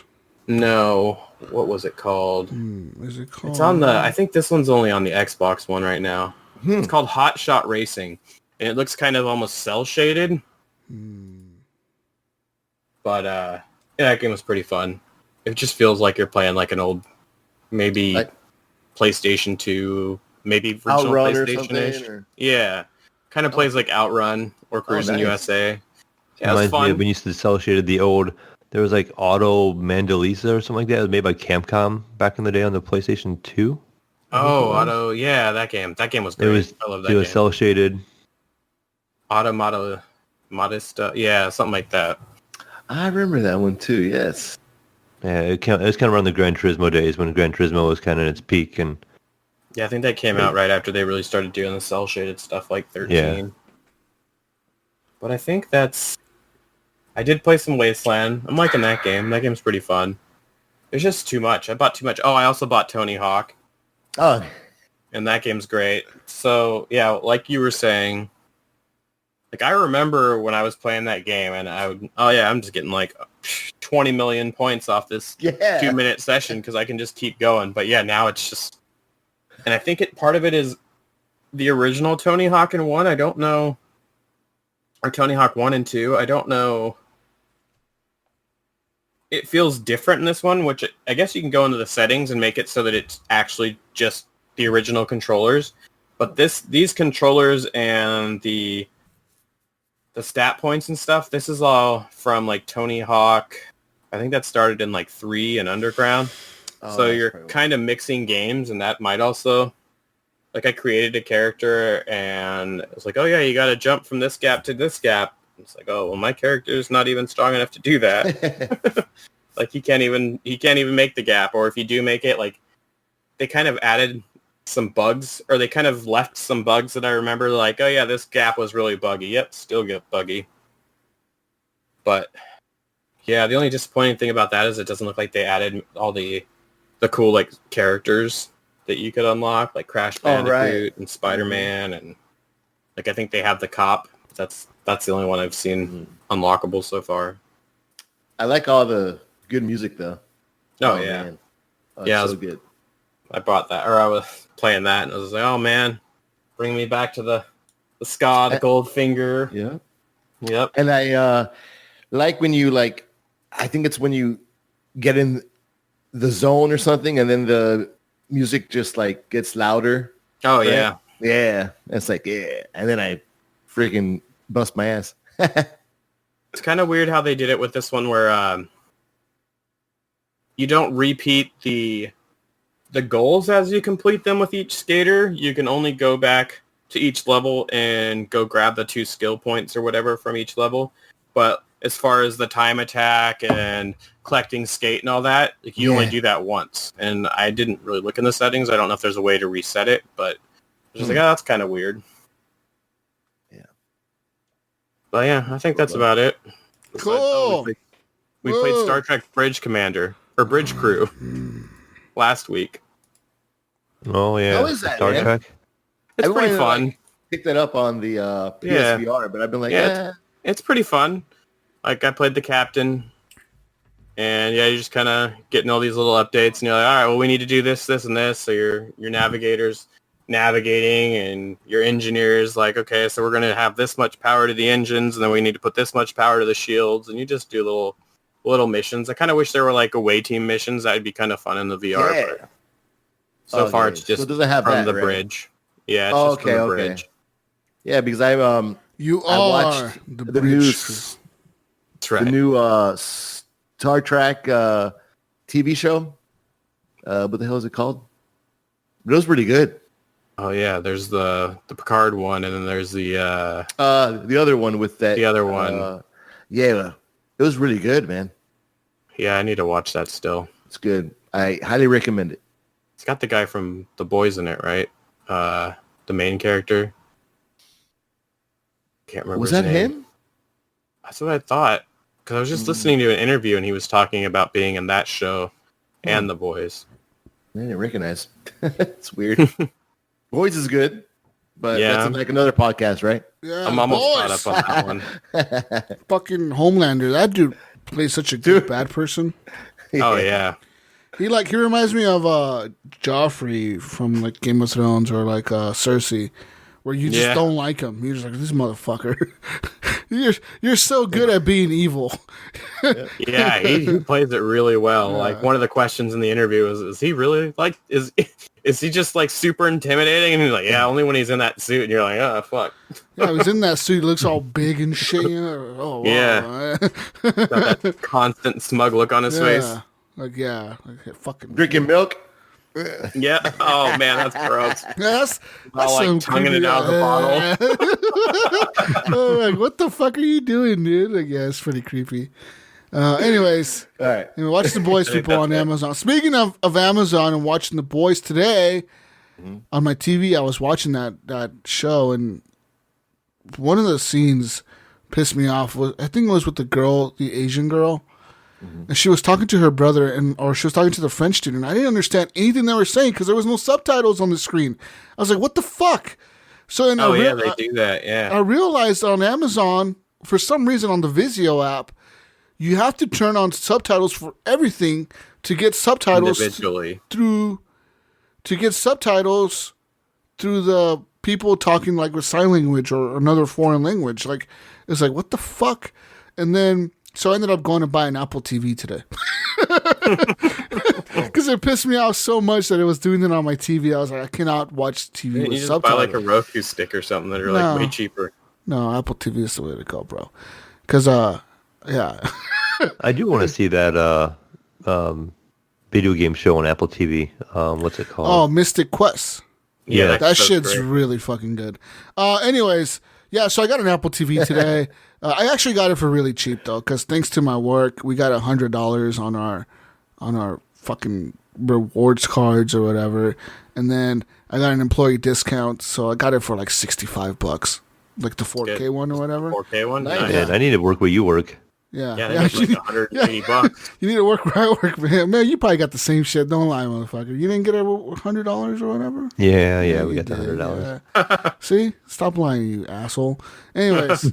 Yeah, so yeah, I was like, you know what? Like, I need to use that $100, and I was, I'm gonna go use it right now, see if it works. And sure enough, I like give him a credit. And you want to use your thank you credit? Oh yeah, fuck it, dude. Gary, go ahead. And then it turned out it was like $65. I'm like, for $65, it's worth it. It's a really good deal.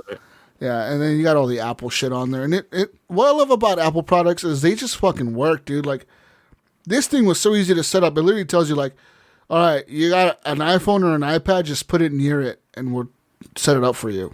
Like, you don't have to, you don't got to put in the Wi-Fi code or nothing. Just turn this thing on, put your phone near it, and just press set up. And like you put your phone near it, and it pops up and says, hey, Apple TV wants to be set up. Do you want to set it up? And you just put yes, and it just does the rest. Like, it just like fucking. Oh, that's cool. 2 minutes later, it's like, yeah, we're done setting up. And then it just asks you a few questions like, do you want to use Siri or do you want to do this and that?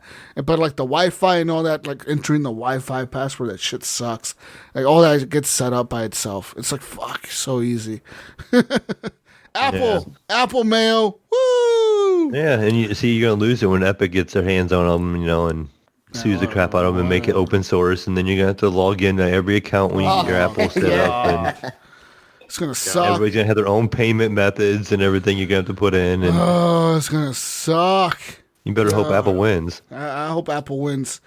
Apple's a good guy, Gunny. Fuck you with fucking Epic. I don't know, dude. I'm gonna be able to play Game Pass on my iPhone, man. Maybe. According to this new article here, Apple is now opening iOS games to streaming, but with major hurdles with Stadia and xCloud. That's right.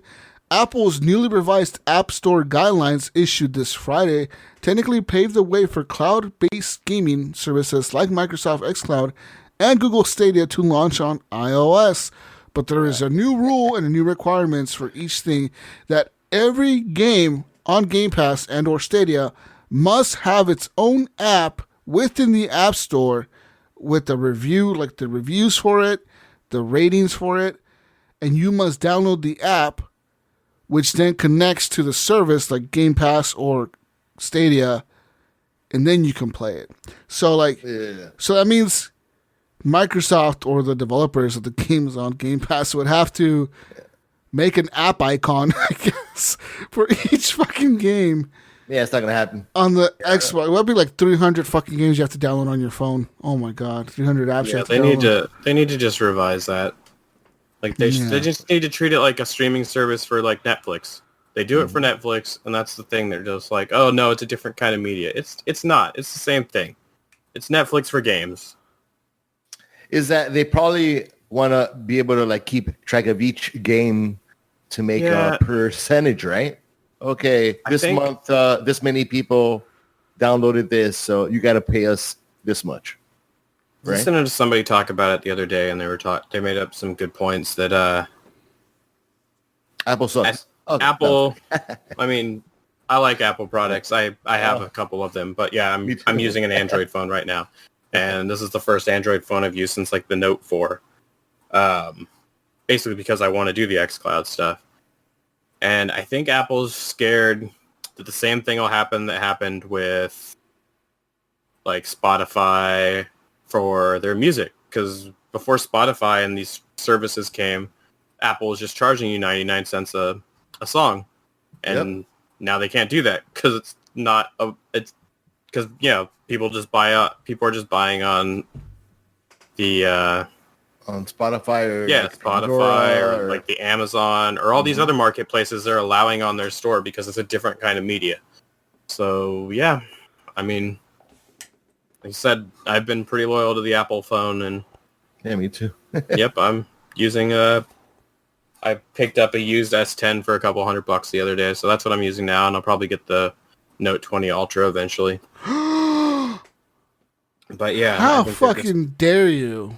Yep. Get off of this podcast. You got Wise over there. I still have my iPhone. It's right up there. I refuse to get rid of it because every other time I've gone to Android, I always go back to that damn phone. Yeah. But this xCloud thing is a big deal because it's perfect for my break times and shit at work. I just pull it out. I bought the Razer Kishi. I bought the Razer Kishi, which is like this little tiny controller with like Xbox buttons on it that kind of like pulls out and you put the phone in the middle of it. And it's pretty nice. So that's what I wanted to do. Days. Like I wanted to like game in my bed, Exactly. It's nice. On the toilet. Yeah. Got your phone with you anyway. Might as well be playing some Halo or something instead. Yeah. So according to this, Xbox could offer a catalog app which lists all the games that the users can play within Game Pass. And then each game would still need to be downloaded as an individual app. So, like, if you want to play Madden or whatever on the Game Pass, you would have to download it on the individual app, which has to be reviewed. And also, each user would have to be able to log in with their Apple ID to the Xbox Game Pass service. So, if there's any purchases made through Game Pass, such as DLC, you would have to pay them through Apple. You cannot pay them just directly through Microsoft or whatever.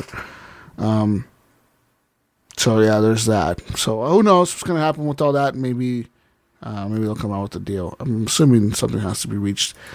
Moving on to more news. Let's talk about GameStop. Hey guys. Oh yes, I remember those people. They're back in the news. GameStop Q2 earnings has now seen a net loss of $111 million, and their stock has dropped 4%. That's right. GameStop is the biggest retailer of video games in the world, but they now have some issues. Overall, GameStop reported a net loss of $111 million compared to $415 million from the same period last year. However, the net sales also dropped from $1.2 billion to $900 million. That's a decrease of 26.7%. Which can likely be attributed to stores being closed because of the virus. The virus! This says here that there was a 13% reduction in total store operating days due to COVID-19 and a 10% reduction in the overall number of stores. The company did champion an 800% increase in e-commerce sales, which represents 20% of its net sales. It says here that the company's stocks decreased more than 4% due to this announcement. Ouch. Dun, dun, dun. Says here going down. Says here last time GameStop made national headlines, when it tried to report itself as an essential business and try to tell the cops that they don't need to shut down. It's okay. People need their webcams. Yeah. We're essential as fuck. I heard that they are going to close 400 locations, I think, about. By the end of this I think that's what I read. I thought it was 200. Maybe it's 400. Damn. So I hope they don't close mine because I want to pre-order my Xbox. Yeah, mine too. That manager's always been good to me. Anytime I've ever wanted anything, he was like, "Oh yeah, like that Sea of Thieves controller." Like, I wanted that thing really bad, and I was like, "All right, when are you guys gonna get it?" And he's like, "Oh, it was only for pre-orders." And I was like, "What the hell, man? I never got notification. I told you I wanted to pre-order it." And he's like, "Oh, well, let me figure something out." And he like called a bunch of stores and had one shipped to the store, and I got it the next day. Because I was gonna order my new consoles on Amazon, dude, but like around here, bro, nah, man. What's in that box? Yeah, the post office and all the shipping services are just so messed up right now. Yeah. And my neighborhood, I don't know, dude. Your shit stolen, Ricky? Oh, yeah. Where's that box? Yeah. Yeah. That sucks. I live in a pretty safe neighborhood where my shit just could be out there for days even. It'd be fine. Yeah, I mean, it's okay here. It's just the kids, dude, you know? Yeah. Moving on to more news. Speaking of the kids, Microsoft announces pricing and release date for the new Xbox console, and you'll be able to finance them. According here to Microsoft on Wednesday, announced that its new Xbox Series X and Xbox Series S gaming consoles will be available November 10th. The high-end Xbox Series X is going to cost you a pretty penny of $499.99. Yeah, that means $500 minus a penny. While the entry-level Xbox Series S will only cost gamers, Mayo, $299.99. Microsoft will also offer a financing package that allows consumers to pay for either console over the span of 24 months. That's the Xbox Series S will cost you $24.99 a month for this package, while the Series X is going to cost you $34.99 a month for this package. It says here that the Series X is 4 times more powerful than the Xbox One X, Mayo. 4 times. This includes an 8-core AMD Zen 2 processor, the same that will power the Sony PS5, even though the Xbox has a better graphics card. The Xbox Series S is set to be 60% smaller than the Series X and does not have a disk drive, so you will need to download or stream all of your games. Microsoft said the funding plans also include access to Game Pass, Xbox Game Pass Ultimate, and EA Play, allowing you to download or stream more than 100 titles and games into your Xbox or PC, Mayo. It would also include Microsoft's new mobile streaming services, xCloud, that lets you stream from the cloud to an Android phone. You'll have to buy a Game Pass subscription plan separately, which starts at $99 a month if you do not finance the consoles. With good credit, though. You have to have good credit.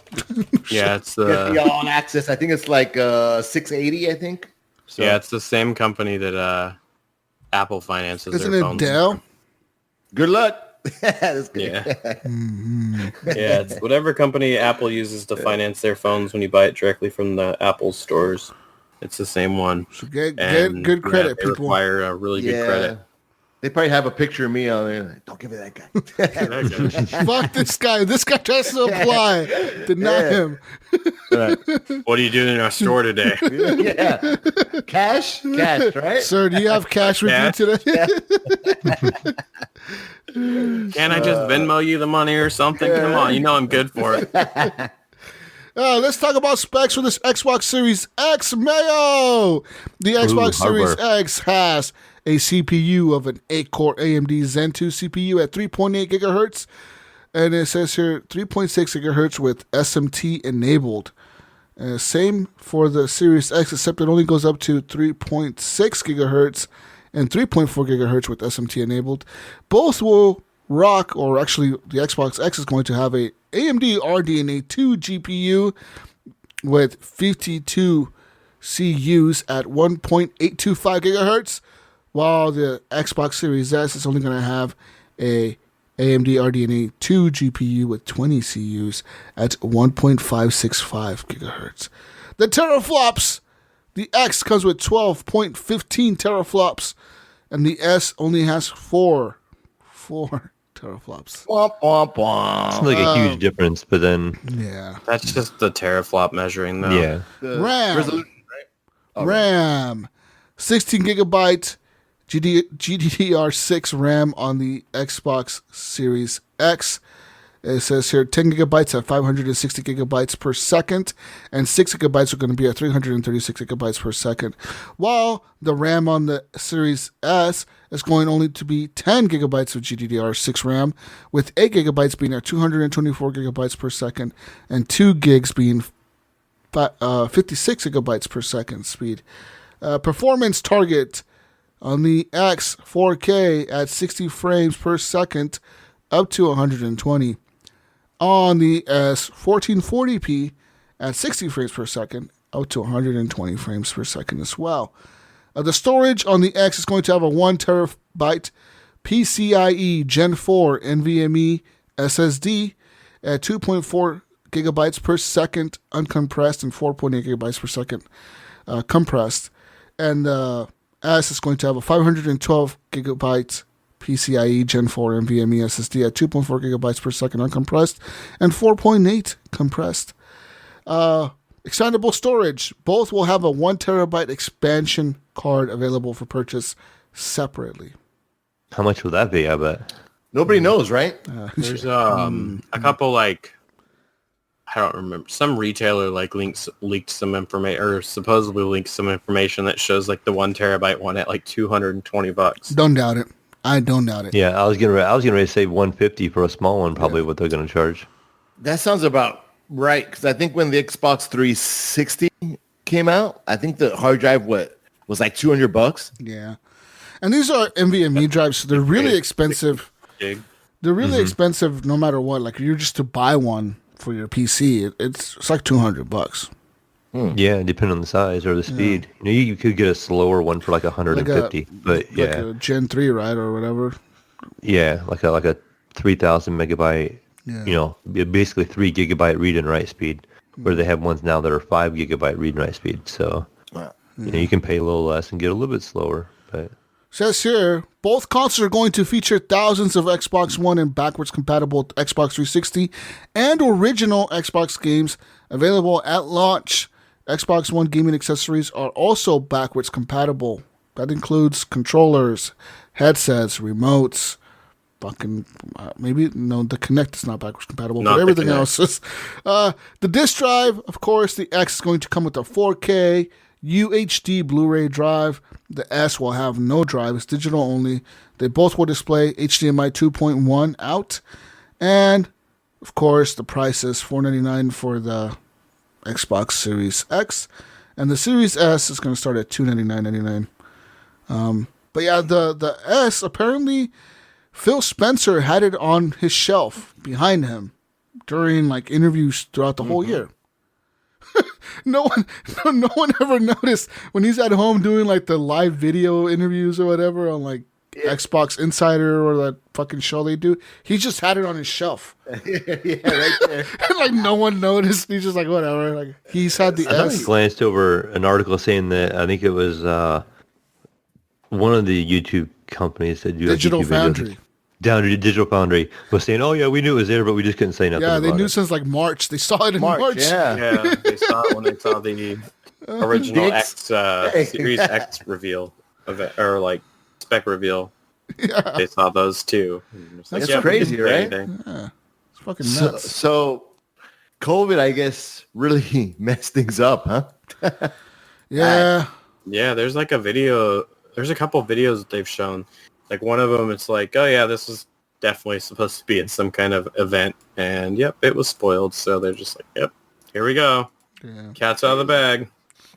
So I think it was a pretty good idea to have a new console for $299. That's a like great really cheap. fucking price. That is a great fucking price.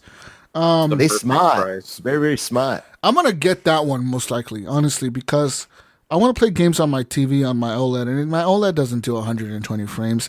And you know, like everyone's talking about 120 frames, but it's like yo, like. Nah. I'm not going to be hooking up my Xbox to my fucking monitor. I got a PC for that, you know what I mean? So I think the sweet spot for me, and maybe even for Mayo, is that Xbox Series S where you're getting 1440p performance, but it's all digital and it's cheap, and you can just, like, say you just want to kick back and play your fucking, I want to play a Game Pass game in my bedroom, fucking have the S, you know, just chilling, you know, just kick back and play that game, you know? I think that's a great price, and I think a lot of people are going to have a hard time finding that one because that's going to be sold out, I think, so fast. They have to keep I agree. Because that's exactly And I think it really what they're it really puts Sony in a position too, because they know they can't beat $299, you know, so then they have to get as low as possible. So what does Sony do? Does Sony go and say, okay, our PS4 digital is $299? And our PS5 is $400 now.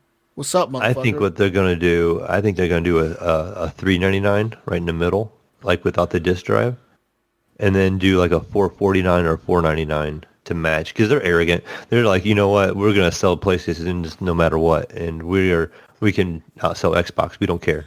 So we can be the same price, even though we're not as powerful as the Xbox. Yeah. Look, we did it with the X, you know, the series or the Xbox One X. You know, we were less powerful, but we still sold them a lot. Yeah. So we'll go the same price and then do a $399 option and say, yeah, we don't have the drive, but it's more powerful than the $299 one. So yeah, I think that if the thing Sony has to market though is next gen. They got to push that. They got to be like this is the new generation. This is new. Look at our controller. Our controller does crazy new shit. Look at our shit. It does new stuff. And because it's the truth. Honestly, if you look at next gen, like in terms of next gen, when you're talking about new technology, Sony has the upper hand there because, yeah, Microsoft has the power, they have the graphics, but as far as next gen goes, to me, PS5 feels more next gen than the Xbox Series. Yeah, it doesn't feel new because you're not forced to buy new stuff. Yeah, whereas they're saying you have backwards compatibility. You can use your old controllers and stuff. Whereas the PS5 is like, no, fuck you. You got to buy this new DualSense controller. Right, you got to get the good stuff. You got to, if you want to play this fucking game to the best of your ability, you got to have this new controller with this new fucking features in it. These fucking triggers that lock up when you're shooting or when your gun jams, the trigger locks and the fucking motion sensing fucking shit on there. It looks fucking cool. It's like, whoa. So I think they got to go all out and really just market the fuck out of that. It's going to be Did you see? Nobody uses except first party. Well, yeah. Right. That's what I was going to tell you. You see, talking about the PlayStation 5, though, actually, I just ran across an article today about the 24-karat gold one that's sold over in Europe. Yeah. The pre-orders. It's $10,000. Yeah. Oh, really? Oh, my God. Let me go online. Hold up. Right. Pre-order it. It's plated in gold. We might have to get the 18-karat one. They have an 18-karat option. It's a little cheaper. It's like $6,000. They got one in like silver. Better get insurance on that thing. Yeah. But they said something like it come with the controllers were gold plated too, I think, Controller, and the headset thing. The console and the headset. Yeah, they're all gold plated. Like, man, rich people just waste money on the stupidest shit. Somebody will steal the controller and take it into GameStop and be like, "Here's $5." Yeah, bro, we can give you $6 for this thing. Or $3 cash. Oh, shit. So how much is it going to be, man? As far as PS5, I don't know. Yeah. Rumor has it that Wednesday when Microsoft announced it, like honestly, I woke up, it was like fucking 6 a.m, and Microsoft was dropping news. Like it was like fucking 6 a.m.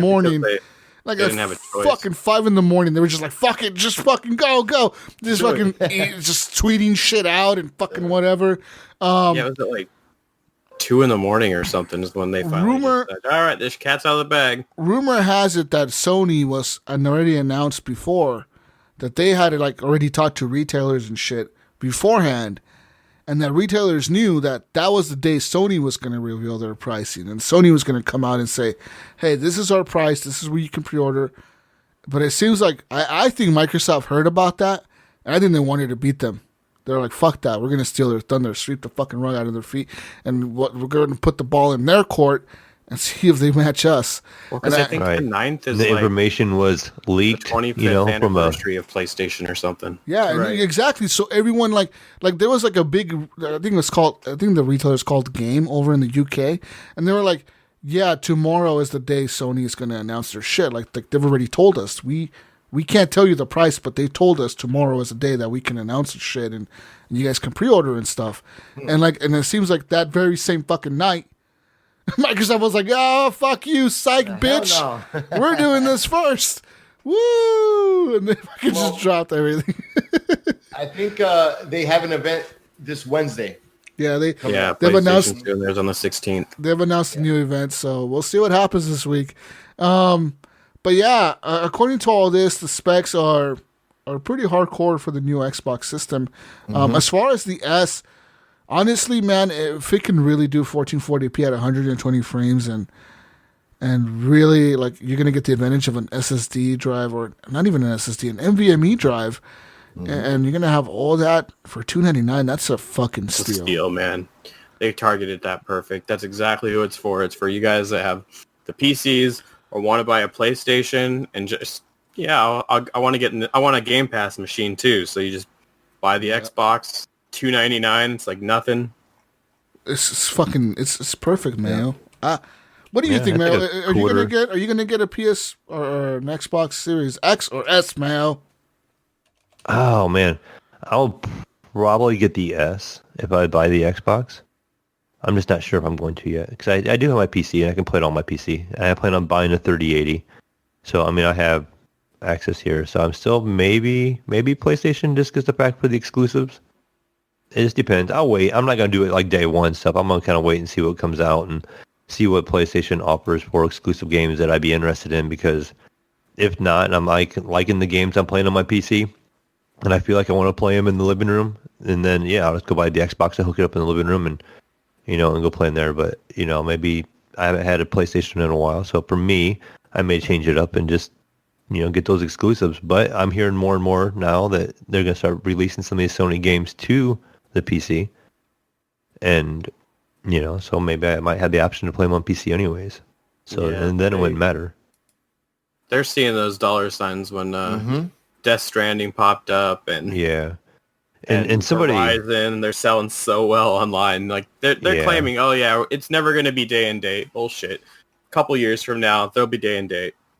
Yeah. Well, somebody at my work was trying to tell me that. He's like, well, they're going to be like 5-year-old titles. And I said, look, these games are coming out to be next generation. The games that we would be getting, like Horizon or, say, Ghost of Tsushima, aren't going to look as good as something that's going to be in this next generation. So there's going to be no real push to want to play it on PC if it's an older generation-looking title. So it's not going to probably sell as well unless you wanted to play it for the story or something like that. You're going to want to play something on the PC that looks next gen, still. So they kind of, I feel like they almost have to put something out that looks good on the PC because it's not going to sell if not, because you're going to have all this other stuff out there that looks really good. So, so far the reports haven't been like Death Stranding looked really good, but I've heard like Horizon's kind of my Horizon, it looks good. As good as it's supposed to. But like I said, I have a 2080 Super, and I have this i9 900K, and it's overclocked, all 10 cores and everything, and I'm still only getting 85 frames. That's at 1440 maxed out. But because NVIDIA's throttling you now, so you buy the 300s or 3000s. Maybe. I mean, it's Death Stranding, 144 frames. No problem. So it just, I don't know. It could be just a game. It could be a lot of things. So this 2080 isn't going to be sold or nothing like that. So it's just going to go to my son. And I'm buying a 3080 anyways. So it ain't going to matter to me. It's the 80? You're not going to go for the 90? No, the 90 to me is too much of a step. You're going from... You want to do 128K? Yeah, but you're not going to need it. I mean, that's just... I don't know. It's hard to... You gonna get that? No. Jesus will have one eventually. Yeah. So we're probably looking at $800 for a 3080, because I know they said $699. That's always the founder price, and they don't... That's what you can buy the base models are. So MSI, EVGA and all those companies that make their other cards that come out that are based off that architecture, they put their money into the coolers and they overclock them. And that's how they get higher clock rates and higher speeds and a little bit better performance out of them. They're going to charge you like an extra $100 for their cooler and all that kind of stuff. So we're going to look at like the old prices we had before. We're probably going to be closer to mid 700s to 800 for a 3080 in reality, unless you want to go with the founder card and do the 699. But the a $750 card may overclock and get you like 10 more frames. So people will pay that. So I'll probably grab one of those. I tend to like EVGA products when they come out because they guarantee their cards. And you can replace them. If you have a problem, you just call them and they replace it. So which is kind of nice. But the 3090, for $1,499, $1,500, you could buy 2 of the 3080s. And even if it's like a, say, 30% increase in power over top of 3080, is it worth paying double the price, for that little bit of percentage when you don't know if your motherboard is going to be able to support that much? You see, it has to work with your CPU also. And so how well them two are going to work together, how it's going to receive the information. You got to have a PCI Express 4.0 in your motherboard to really utilize that. And Intel doesn't have that really.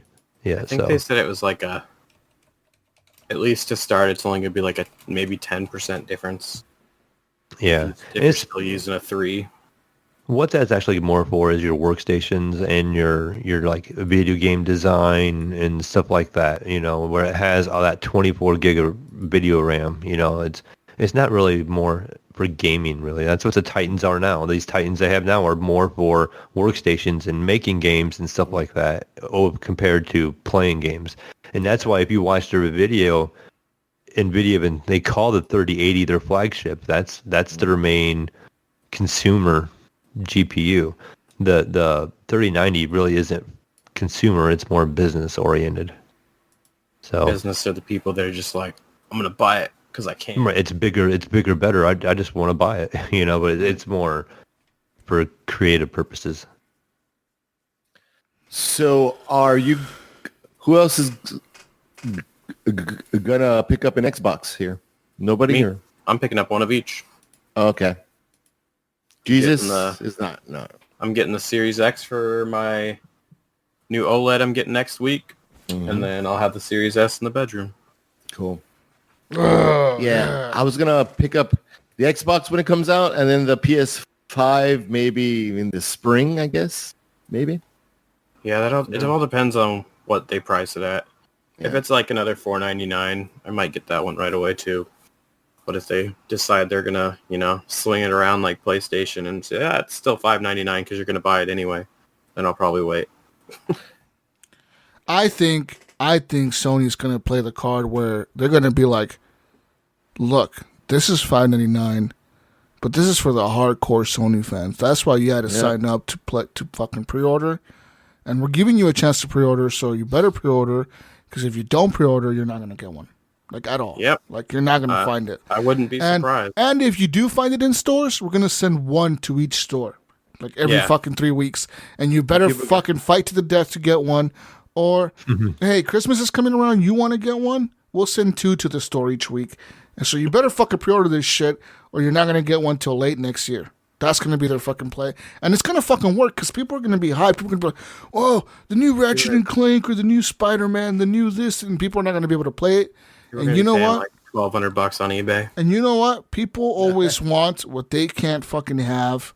And they will always want that fucking PS5.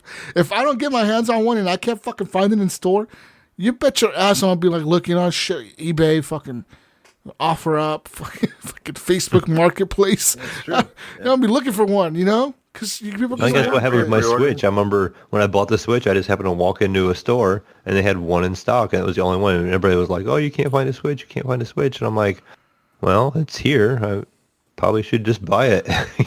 So, and I do play it a good amount. Like, we play Smash Brothers, and I have Mario Party and stuff like that. And we do play that in the living room when the kids are here. I have co-op. like 2 of them, and I think I played it. The last time I really played it was when the Animal Crossing craze was going on. And I haven't really touched it since. What do you guys think about the new Mario Kart? Have you seen the Mario Kart stuff? that Homecoming. That's cool if or you have a something. shit ton of room. They have like Oh wait, a what are you gold card or talking about? something, or- The AR? Yeah, it's like a little car that comes with it, and it has like a. It's kind of weird to even explain. It's got like a track. It's got like a camera on it. and you're watching the camera on your Switch, and like if you hit your enemy with just like a shell on the game, it stops the car in real life, and the other car can pass, and they go through the track. But it shows it working on like hardwood floors, and like does this thing work in carpet? They don't show a cat chasing it. They don't show the little brother Timmy trying to get his hands on it and pick it up and stuff like that. Those real life situations that are going to happen.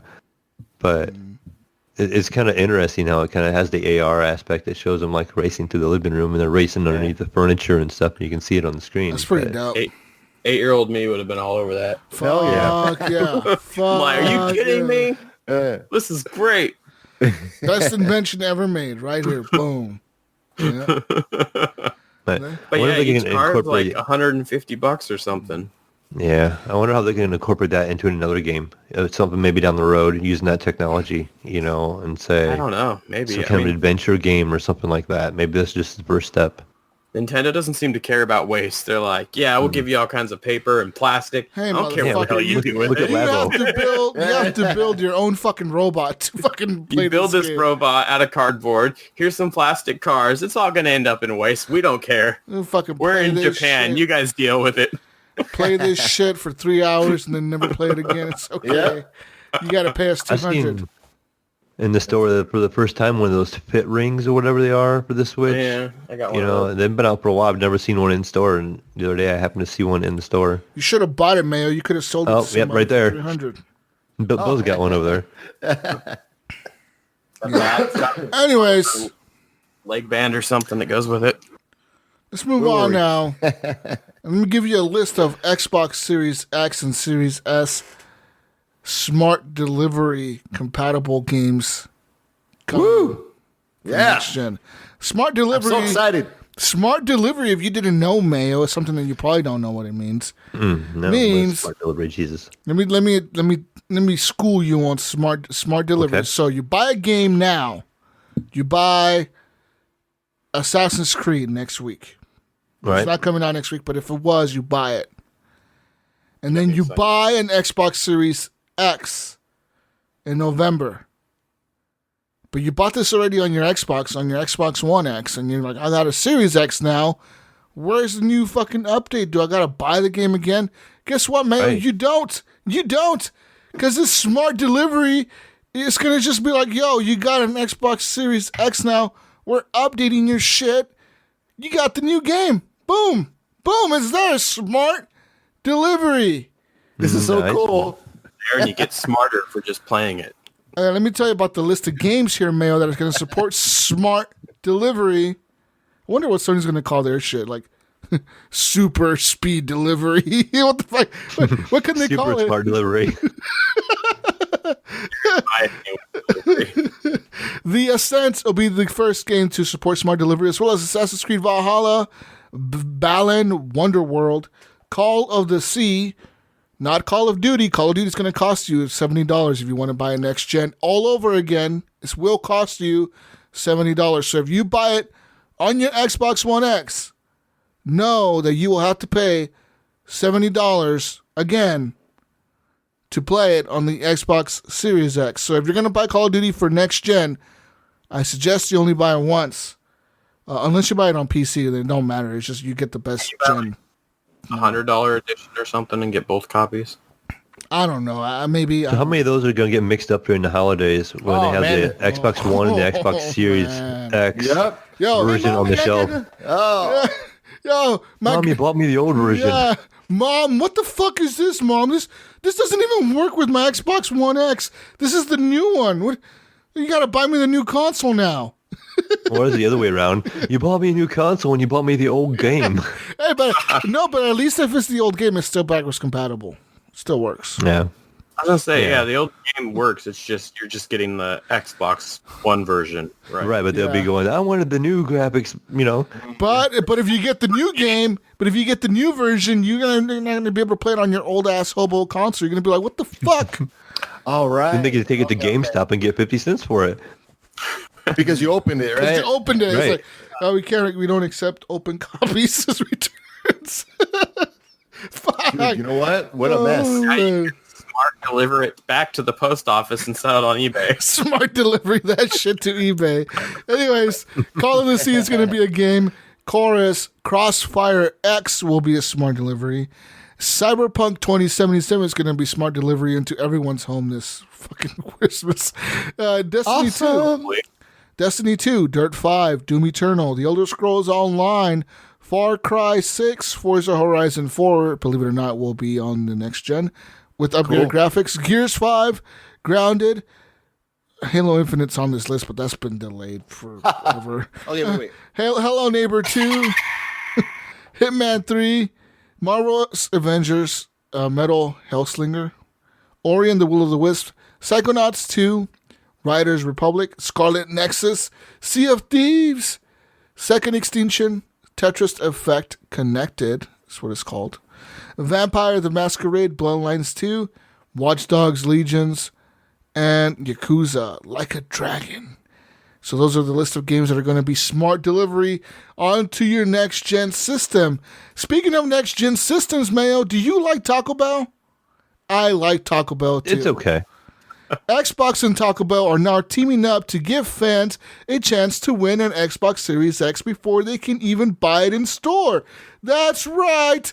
It's that time once again, Mayo, when we go and buy all the Taco Bell for the 4th year in a row.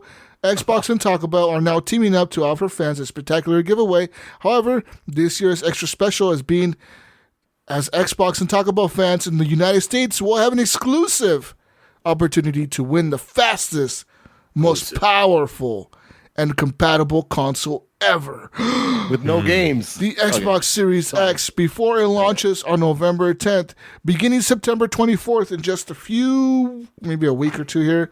Fans who purchase any medium or large drink via the Taco Bell app or in person will receive a code on the cup for a chance to win a new Xbox Series X bundle. You can play up to 3 times a day, Mayo. And did they mention that there will be a winner every 15 minutes, Mayo? Every 15 minutes. Worldwide. Diarrhea. Almost long. United You only States. have to buy the drink now. You don't even have to buy the $5 box. U.S. All only. right. U.S. only. The Xbox Series X bundle will contain an Xbox Series X console, a new Xbox Wireless new wireless controller for the Xbox, and a 6-month membership card to the Xbox Game Pass Ultimate. It says here, Xbox Game Pass Ultimate includes all the benefits of Xbox Live Gold and access to over 100 high-quality games on console and PC. You get to play new Xbox Game Studio titles such as Halo Infinite, which is coming in 2021, the same day they release, and enjoy exclusive membership discounts and free perks. Additionally, Mayo, starting September 15th, Ultimate members in 22 markets across North America, Europe, and South Korea will be able to play more than 100 games from the cloud on their Android phones and tablets.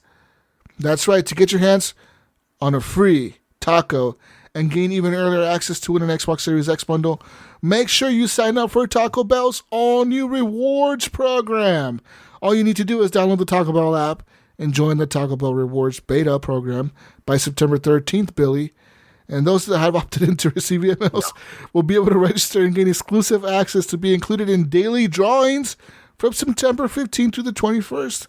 It says here, Xbox and Taco Bell have partnered since 2001 to launch the original Xbox. So it's only fitting that they do it one more time, Mayo.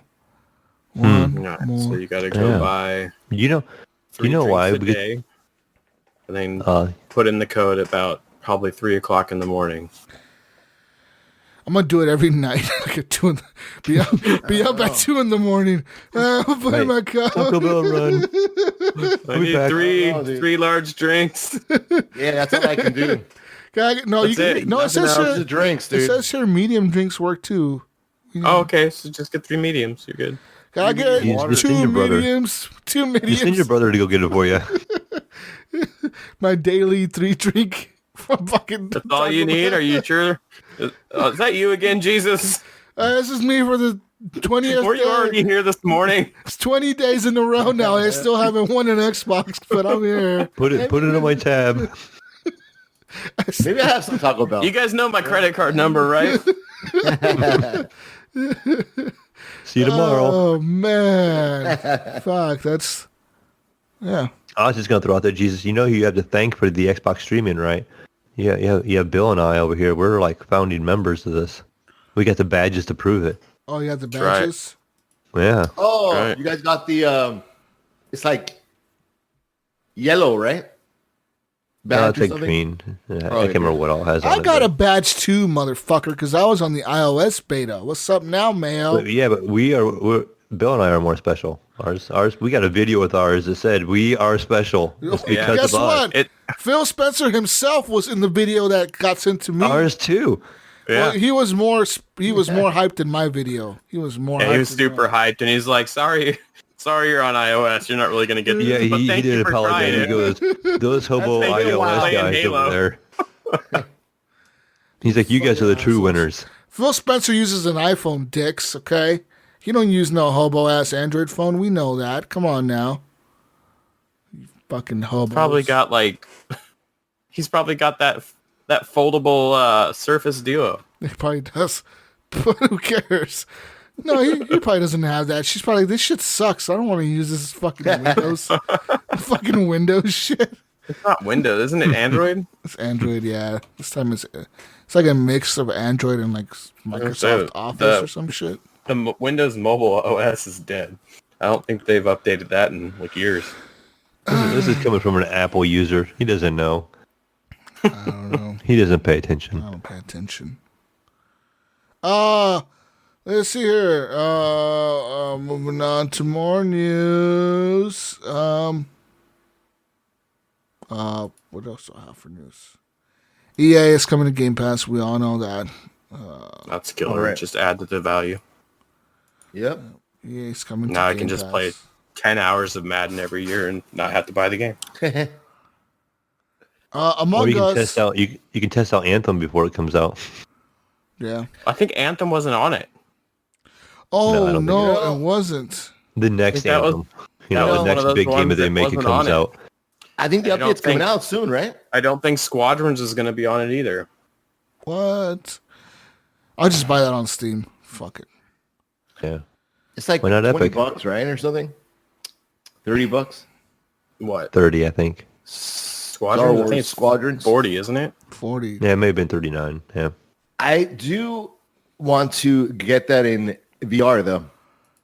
Yeah, that's why I'm buying it on the PC. Yeah.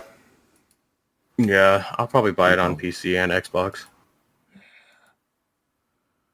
Is it crossplay? Speaking of PC, yes, it is. Speaking of PC, Oh.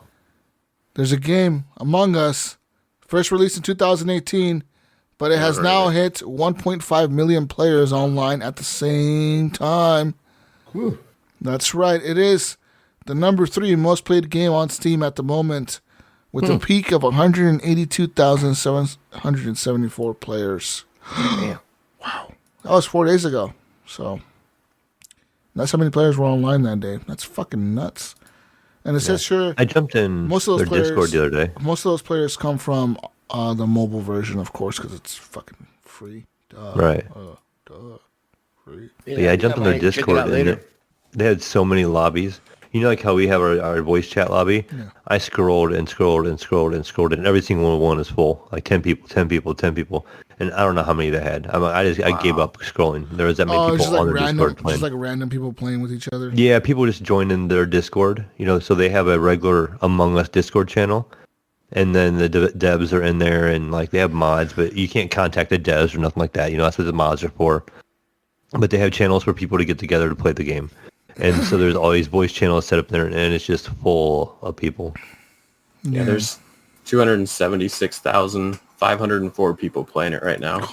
So that number's increased. Holy shit. Yeah, and the 30-day gain is almost 31,000 people. And The hell? it's increased 165.16%. Yeah. It's fucking nuts. Why didn't I think of that? That's insane. All right, I think that's all I have for news. I'm trying to see if I got any more last minute breaking news. Last minute. What about the not Remedy, 505 digging themselves a deeper hole with that Control stuff? Mm-hmm. Yeah. Like they dude. they came out and they're like, yeah, there's just no way we can do it. It's just really hard to do. And then as soon as it went available on the PlayStation Store to purchase, people that had the original version got free upgrades, proving that it was in fact easy to do. Yeah. And then they took it away from them. Yeah. Took it away from what are you them? guys doing? Yeah, they don't got it now. Yeah, They're like, no, you got to buy the $40 special edition. Wow. I really thought that game, they were going to do the upgrade, for no charge. Like I picked it up and I said, you know what? I'm going to wait, until the new Xbox comes out and damn, kind of broke my heart, man. It's a really good game too. 505 is really greedy. I'm assuming it's all 505. I don't think Remedy is probably wanting to do this, but you got to back your publisher. Yeah, they're probably not going to work with them anymore. Yeah, well, I don't know. Remedy seems to have bad luck working with other companies. Yeah, they do. They always get shit on. Oh, man, it sucks for them. Anyways, let's see what I have here. Some pricing leaks? No, this is just rumors. That's all I have for news, people. All right. I'm trying to find more leaks here and shit, but I mean, all I have here is that, obviously a new Battlefield is coming. EA has already confirmed that. Battlefield 6 will be coming next year, and it will be modern. Wasn't the Call of Duty trailer a Battlefield trailer? Sure looked like Battlefield. Yeah, it looked like... What the thing about Call of Duty, that the multiplayer, it didn't excite me at all. Like, I don't want to play that. I don't give a shit. It seems vehicles to and helicopters, tanks. No, it's not that. It seems like horses. Like it was. I don't like the boots on the ground. No, I don't like the colors. Like too purple and pink and fucking mohawks. Come on, it's the 80s. No, dude, it looks lame. Like I didn't notice that. How are you gonna have like CIA agents wearing fucking purple jackets killing each other in the streets? Like, come on, dude. Oh yeah, it's a video game. It's Call of Duty. It's Call of Duty, but still, like Call of Duty Modern Warfare wasn't like that. Yeah. Well, the guns are like purple and pink and shit. That's different, though, man. The guy ain't wearing purple and pink. No. Right. And as hell, sure as hell, back in this fucking 80s or whatever, 70s or whatever the fuck this game is set, they weren't just soldiers running around killing each other wearing purple jackets and shit. Nope. You know what I mean? It's like, what the fuck? What the fuck's going on here? It's just, I don't know, the whole vibe of it. It reminds me of like Battlefield Hardline was to Battlefield, where Battlefield was a serious fucking shooter, like Battlefield 4 was this fucking like military fucking shooter with explosions and tanks and choppers and fucking cool shit. And then came out Battlefield Hardline, this fucking cops and robbers. Like, what the fuck are you doing, cops and robbers? It flops so hard. Like, you can literally go to Battlefield Hardline today and not find a lobby. You just don't find it. Like, no one's playing that fucking game at all. Not one lobby. You can still go to Battlefield 4 on your Xbox and probably still find people playing it. So it goes to show, you can go back to Battlefield 3 and still find people playing that. So it goes to show how they missed the ball there. Like they just did not connect with their Battlefield fans. And this is kind of the vibe I get from Call of Duty. But being Call of Duty and being so big as it is, people are still going to buy it. You know what I mean? It's like like we said before, they don't have to advertise. They don't have to do anything automatically. Yeah. Nope. It comes out every year. It came out when it was announced, and just, I don't know, just their whole statement just kind of made it sound like, yeah, this one's not going to be as good, but you'll buy it. It's all right. Yeah, yeah, you guys. This ain't going to be as good, but if you want to play it next gen, you're going to pay us $70. Yeah, sure. You guys will buy it, and you're going to do it. It's not cool, man. And you're going to do it anyways. Like, we don't care what you think, Ricky. You're going to pay us $70. Yeah. I will. Yeah, like a dumbass, but I will. You'll do it. Like they don't give a shit. And I think there's a few other companies that already announced the $70 upgrade. So I wonder if this being the new norm going forward? Are games just going to cost $70 forever now? If this gets normalized, all right? This is going to get normalized, right? Where you want to play the shit on the PS5 and the Xbox Series S or X or whatever, you're going to have to pay $70 for these games. Over 70 because tax. Yep. Well, we don't have tax in Oregon. We're in Oregon. It's just lit here right now. Yeah, all right, bro. It's fucking lit. Yeah. It's $100. That's why you guys have fires over there. That's right. We don't pay the tax. We don't pay taxes. But like, I mean, right out of our paycheck, whether we buy anything or not. But I mean, this is going to be weird, right? Because as soon as you bring this pricing over to the PC, how are PC gamers going to react? And does that affect how it's all priced? Because you can't have fucking games releasing at $70 on the Xbox, it'll be a while. On the Xbox and PS5, and then on PC, shit's still $60. It's just not going to work. Why not? They do it now. Don't most PC games release at like $50? Some.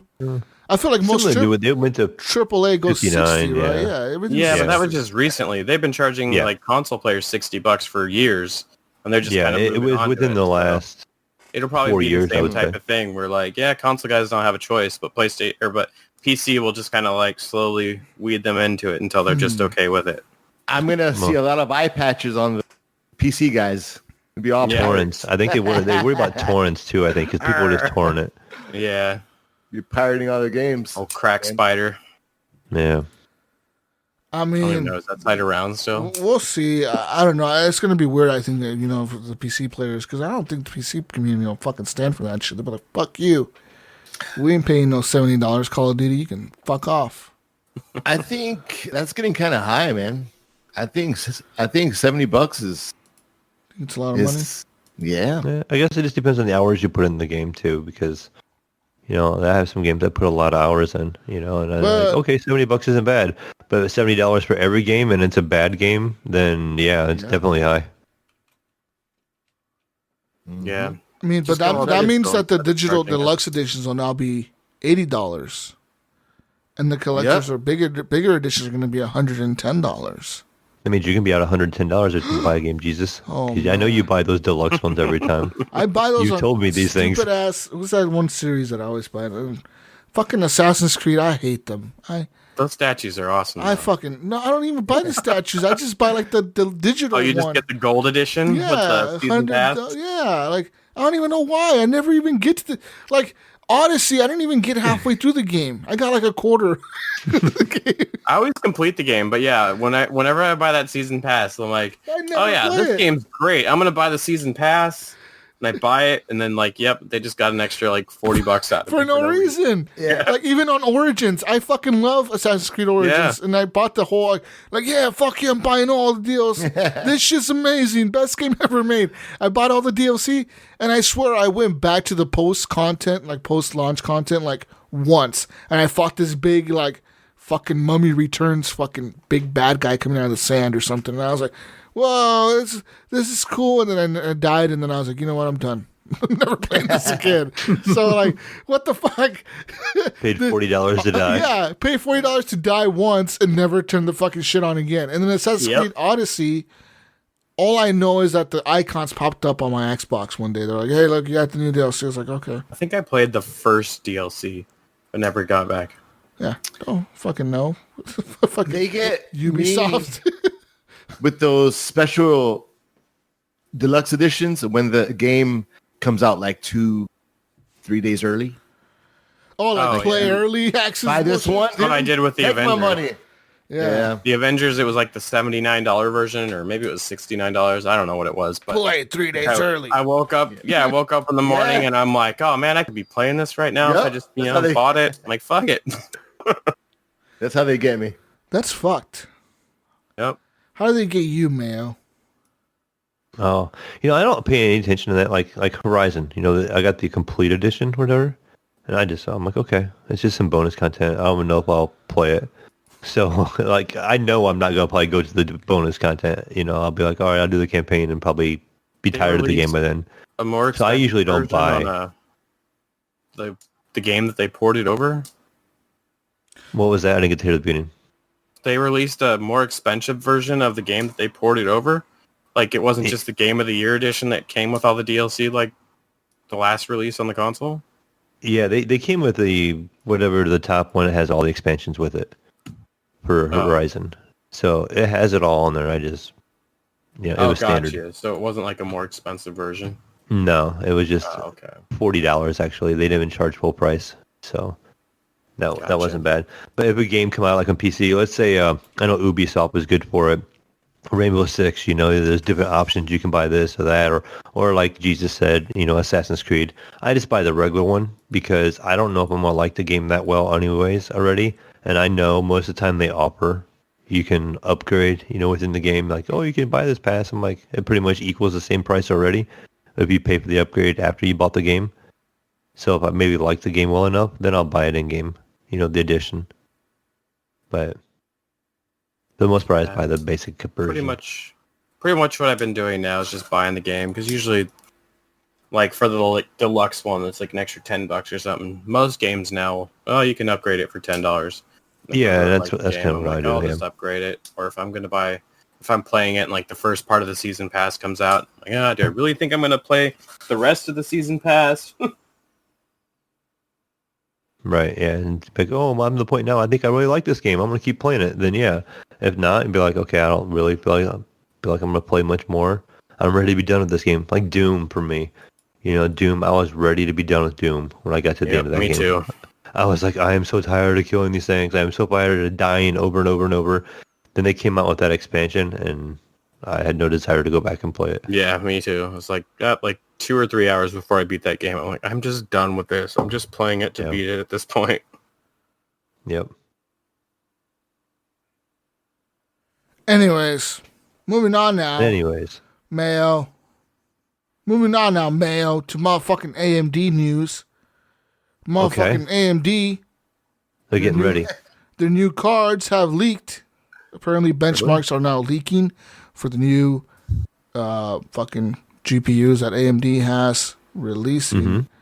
And apparently, according to this, their high-end GPU can run games at crazy settings. 3840 by 2160, that's what 4K is. That's 4K is, yep. 63 frames per second is what it can get. Oh my. Apparently this can put it on par with, or a little bit higher than the 2080 Ti. But when you overclock the 2080 Ti, it can get up to 79 frames per second and 4K.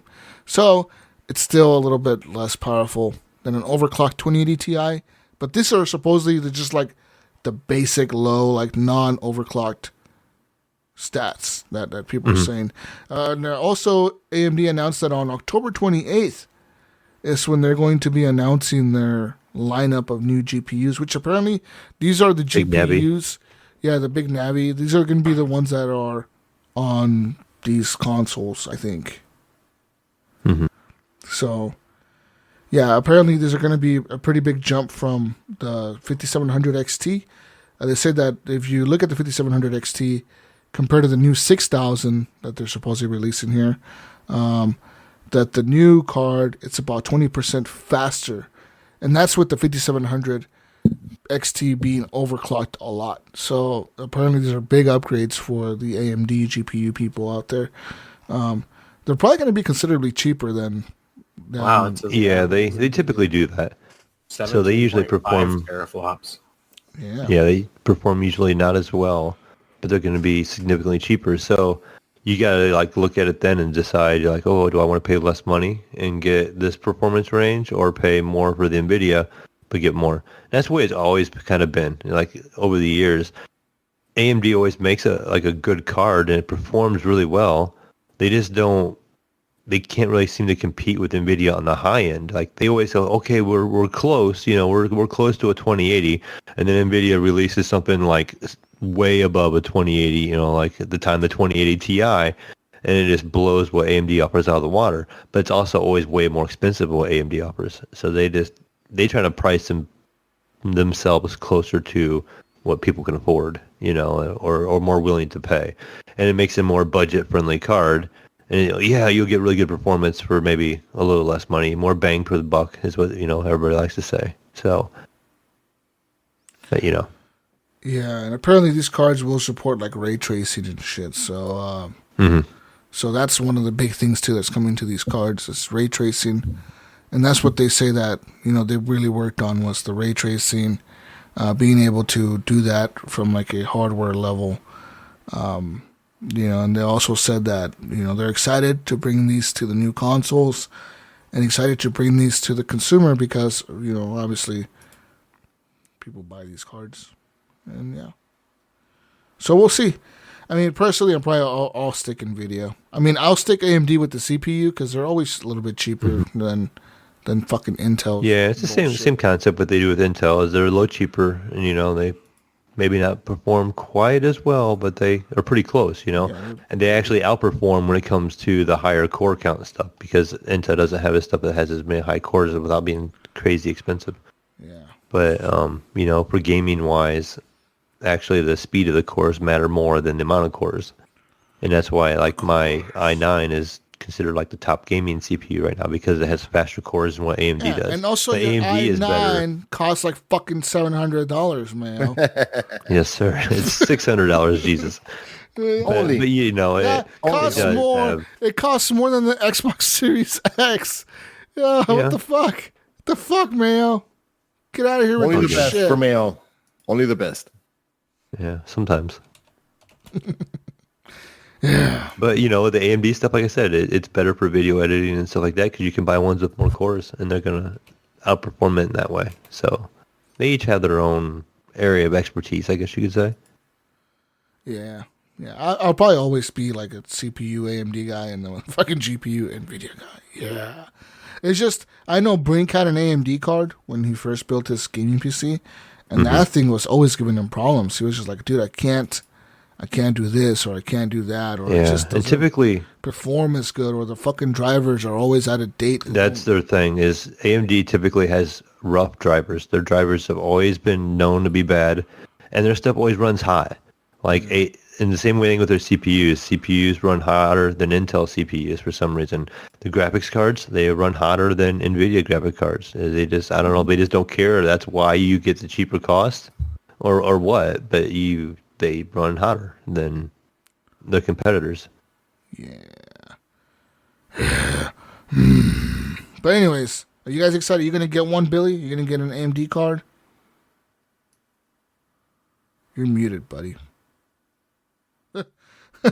He's like, oh, shit. Oh. Technical difficulties here. Hold on. Wait. That's weird. I shouldn't There be we go. muted. There you go. Yeah, it wasn't muted, so I don't know why it wasn't working. Maybe just too far back, maybe. Maybe. For some reason. I gotta get used to this new mic. I'm used to having it on the headset. So you're going to get one or no, Billy? No? No, Why? no, Why? because I don't need one. He's going to get the Xbox. I'll have them built into my Xbox. Anyways, we're done here with the news. Let's move on now to one last piece of news I guess Gunny threw in here for us was Star Citizen is now free to play until September 23rd if you're interested in trying that. Have you guys $400 ship yet? Yes, I have. tried it? Yes, in that game, it's when you play it and you realize the scope and the ambition of the game, like what they're trying to achieve, it is fucking mind-blowing. It really is. It's like, holy shit, dude. If they're able to pull off what they think they're going to pull off, it's just fucking, it's mind-blowing. It's like, what the fuck? But the chances of them pulling that off is very slim. Because they always seem to need to be raising more money. Right. And eventually... More money. And eventually it's going to get to a point where people are just going to be like, look, man, we've put in like $1 billion into this game and it's still not done. Like, what do you mean it's not done? Yeah, this game was like kickstarted like 8 years ago now? Like 2013 or 2014 or some shit like that. So, Jesus. so it's been around forever and it still also doesn't perform so great. Man, I have like a fucking 2080 Super, I have like a fucking decent graphics card. I got 32 gigs of RAM on my PC. I got a fucking decent CPU with the fucking AMD, 8600X, and the shit still like I can't get the game doesn't stay stable. Like what the fuck you mean it doesn't stay stable? Like it still drops and still get like frame dips and shit. You know, it's like what? They need more money. Yeah, exactly. And they're charging people money like in the game for like these ships. And like one day it was, what day was it? What me and Brink were playing this one day, and he took me to like this. It was a badass looking place. It was like Fleet Week, almost like where like the Navy is recruiting people, but it was in the game, and like apparently the Navy in the game was recruiting people, and you get to go see like all the ships, and they had all these ships lined up, like on display, like all the ships in the game, or a lot of the fighter ships in the game, and Brink is like, pick one. I'm like, what do you mean? He's like, just pick one and fly. He's like, they're free right now. He's like, you just take any ship you want and fly. And I was like, what? And dude, we like fucking got into some badass fucking ships, and like there's some really cool shit in those fucking spaceships. Like these things are detailed. Like there's one that has like it has like 2 pilot fucking seats in the front, and then you go in the back office like behind the front, and there's like gunner seats to the side. You could fucking sit in and shoot the guns, and then there's like cool. there's like a bay underneath the ship where you can park vehicles and shit, like to land, and you take off in these fucking vehicles, and it has like an elevator in the ship. It was fucking huge. I was like, holy shit, dude. And then there was bugs in the game. Like I took another ship that was like a little fighter, like a little fucking, like a fighter ship. And I took off with it, and Brink is like, all right, dude, let's go this way. And I'm like, what the fuck? My cockpit keeps opening up, and like we're flying over the city. And it was like, beep, beep, beep. The fucking alarm is going off. And I'm like, what the fuck is going on here?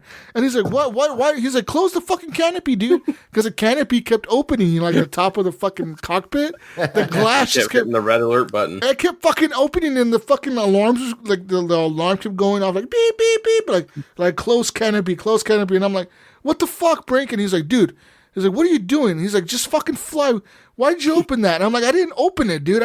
What do you mean I opened it? He's like, oh, I pressed the fucking button to close it. So I had to find the fucking button, and I pressed it, and they closed it, and then we take off again. Then all my power would shut off. He's like, why are your lights off? I'm like, because my ship just turned off, dude. He's like, what do you mean your ship just turned off? I'm like, it just fucking shut off. And next thing you know, it starts like going down, and I have to fucking turn it on as it's about to crash. And like we're having all these issues, and like what the fuck is it? He's like, oh, it's just bugs. I'm like, what? My ship crashing to the ground is just a fucking bug? Like this shouldn't be happening in the game. You know what I mean? This is the car world. You have an automotive recall going on there. Yeah, that's pretty detailed though. But it's really detailed. Like every button on the cockpit kind of works. Kind of like Flight Simulator, but in space. Like I wonder if you could mod the old Steel Battalion controller. You probably could. Or figure something out. But I know that they do support like the HOTAS controllers, like all those flight sticks and shit. But I heard that they to use those, when you set one up, you have to manually go in there and map it yourself. Oh wow! So that's kind of fucking. So they don't have any like no actual support for it. No, it's like you have to like go manually.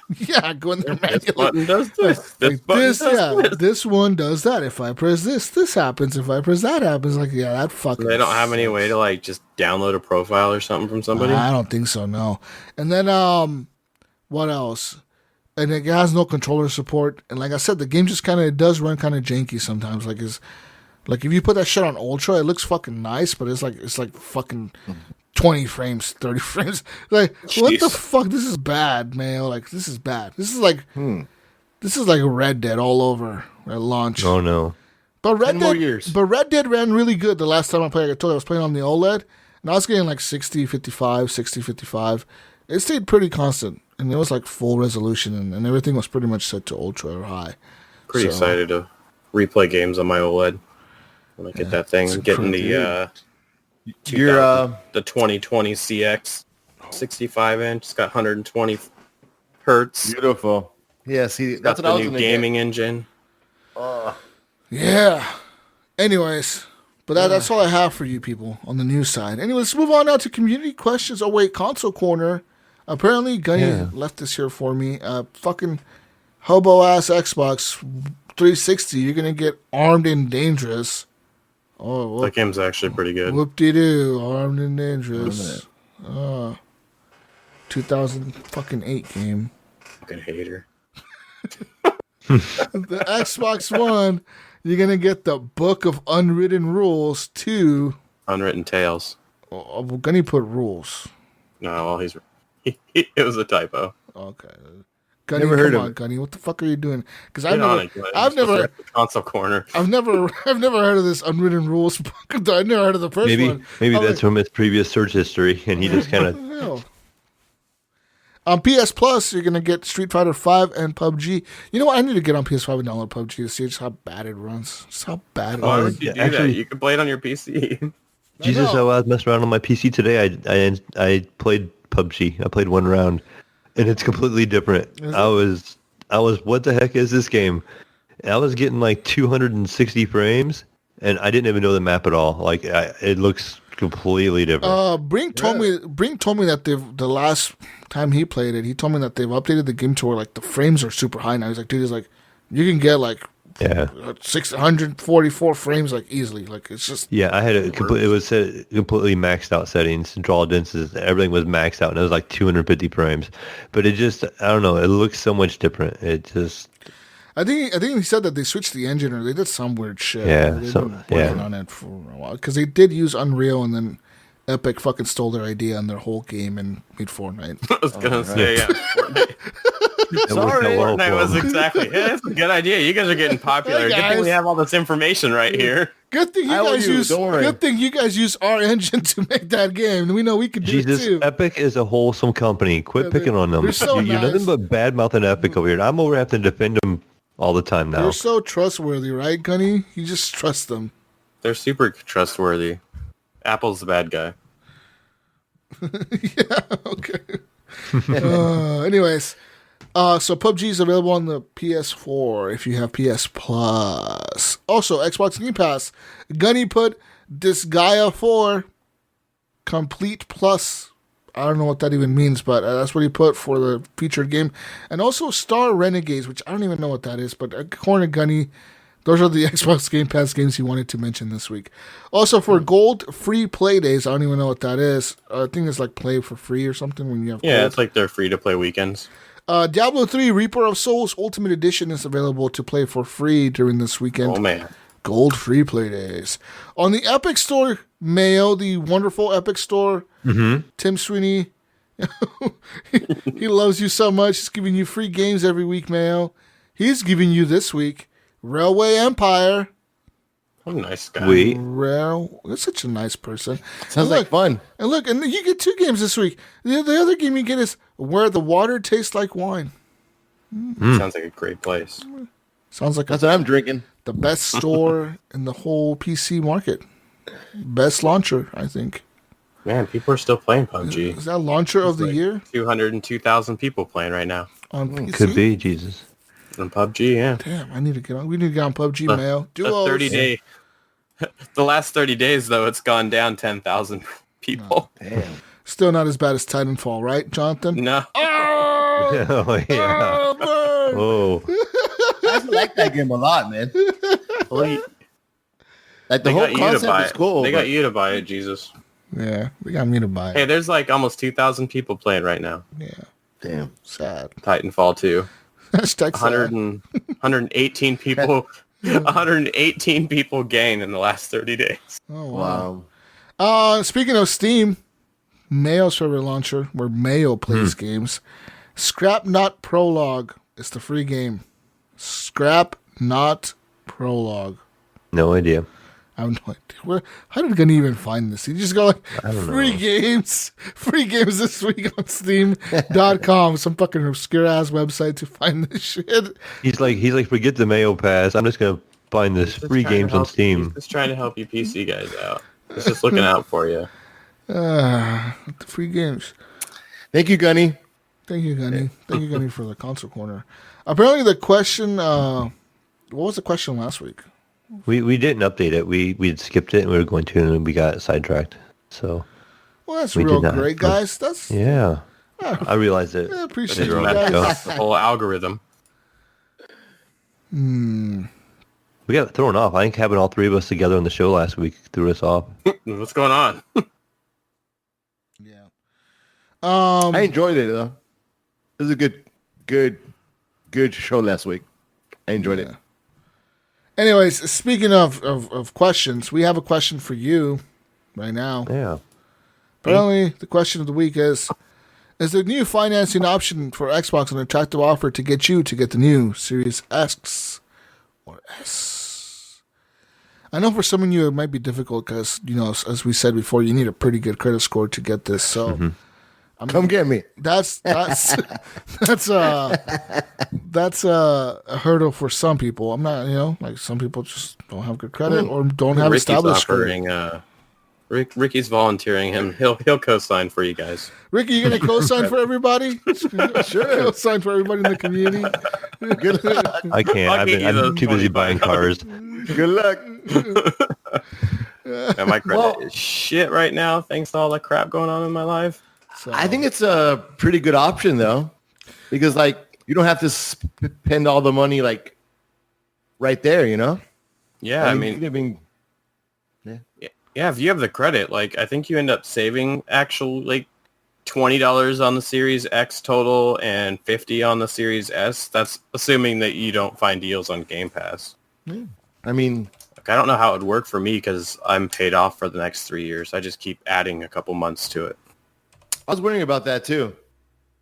I think I saw something that I haven't actually went and looked into it, but there's like small print on the all access thing that says basically if you were already paid up for the 3 years, they'll just give you like a 2-year card that you'll tack on when you can. So I guess so I just did the math on the Series X or S.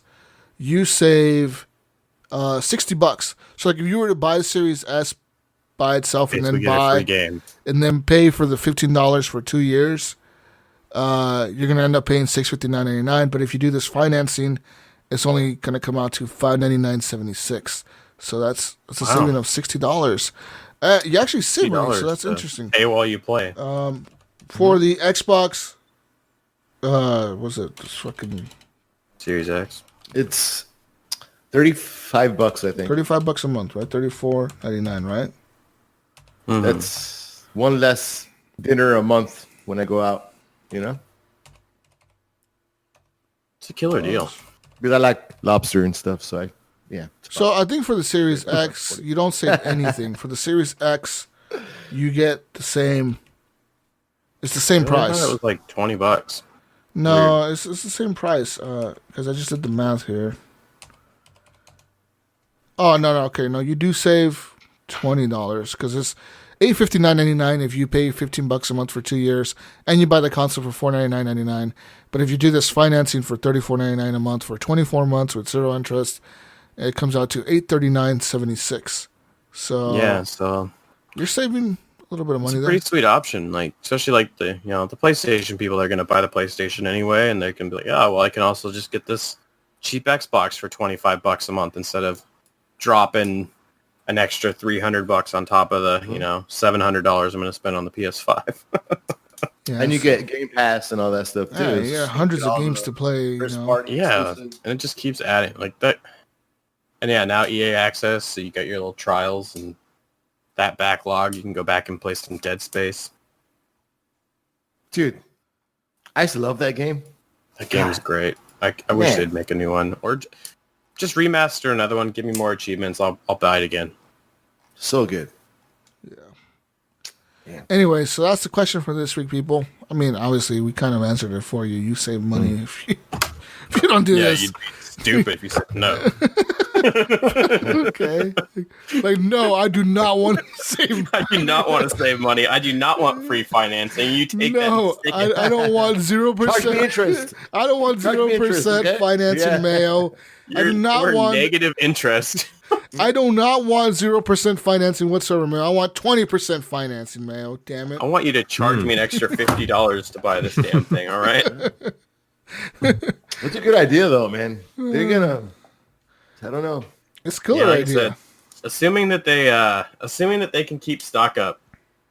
Yeah, I think that could be the most popular console besides the Switch. The Switch is probably going to have a bunch of stock and sell out. But. And they need games like killer apps, like real good games would be nice. I mean, depends what you like. They got that Medium game that looks pretty sweet. If you like scary games. That looks... I think this is just going to be for your PlayStation people, the people that buy PlayStations, and then may just eventually just, okay, I'll pay you the $35 a month to get an Xbox too, and maybe they can steal some consumers that way. So, since Halo is not coming out this year, that like really messed them up, huh? Oh, A little? they were definitely counting on that. I mean, ouch. With the $299 console and then Halo and... That would have really been killer. Yeah, dude. Yeah. Ouch. Yep. I wonder who lost their job over there. I think a couple of people, huh? A few people, probably. Maybe. Yeah. Phil Spencer went in there and he was fucking like throwing shit around. Like, what the fuck? He probably had the jacket off. Yeah, he took off his jacket and fucking started fucking breaking shit in the office. Like, what the fuck? Dude. You're making me look stupid out there. Fucking throwing shit around. His t-shirt under the jacket just said, "You're fucking fired." Not revealing a game or revealing that you're fucking fired. World premiere, motherfucker. You're fired. Well, you probably like keep on asking him, "Hey, how's Halo?" "Oh, no. It's good. Hey, how's Halo?" Sure? Don't worry. Yeah. What the fuck? Oh, he probably was so fucking pissed. Yeah. Don't worry about it. We got this. They were the laughing stock. How much we spent on marketing for this damn thing? The whole fucking week they were the laughing stock for weeks. Probably all over the boxes that they've printed. Yeah. Don't worry about it. All the posters they made for the new console and shit to put up at stores are probably like, fuck, we gotta make all those again. Damn it. Man. Oh, shit. Fucking Halo. Ouch. No, they're just gonna tell people to write on the Halo, like where it says November 2020, just put like a 1 with the Sharpie. Put a sticker on it. All right, guys, just put a 1 over the 0 at 2020. Oh shit. Yeah, they screwed up the whole. Just put a question mark, just like the Batman trailer. Oh fuck, I love it. Anyways, that's all we have for this week. Thank you for joining us, Ricky. Thank you for joining us, Bill. Oh man, anytime. I'm so happy to be here. Bill this is a double podcast for him. This is his second podcast today. Yeah, I was gonna say, man, I've been podcasting for like almost 5 hours now. Yeah, it's a marathon. That's been an old HGP episode. Yeah, that was an old HGP. Yeah, that was a HGP episode 3 years ago, or fucking go for. Yeah, I remember those. When I first started, like we had a couple 5-hour shows. Yeah, it was insane. It was a long time. Anyways, people, where can we find you, Billy? Where can we find you? Dead Kamikaze, pretty much everywhere. Oh, cool name, dude. Oh, that's cool. I really like that one. All right. Where can we find you, Ricky?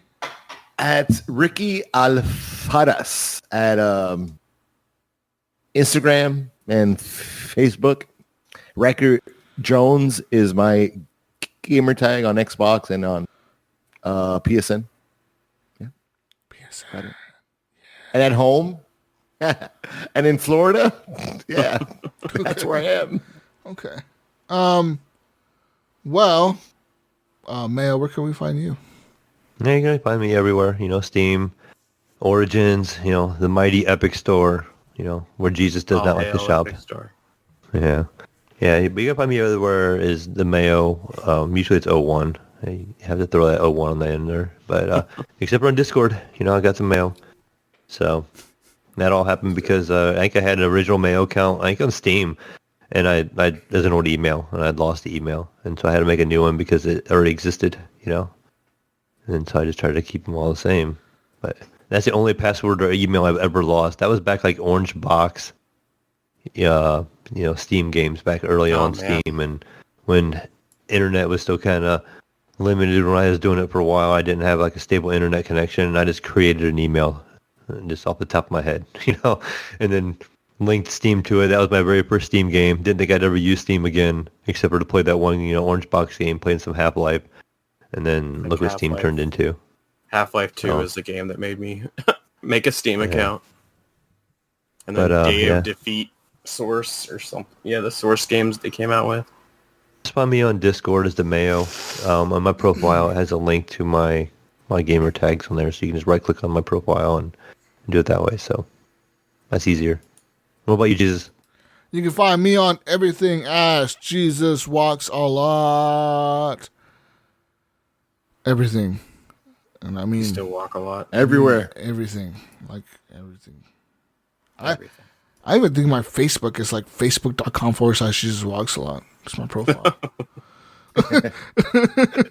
I know. It's a lot of my shit. It's just Jesus Walks a Lot. I'm on everything. I'm on Twitter, Facebook.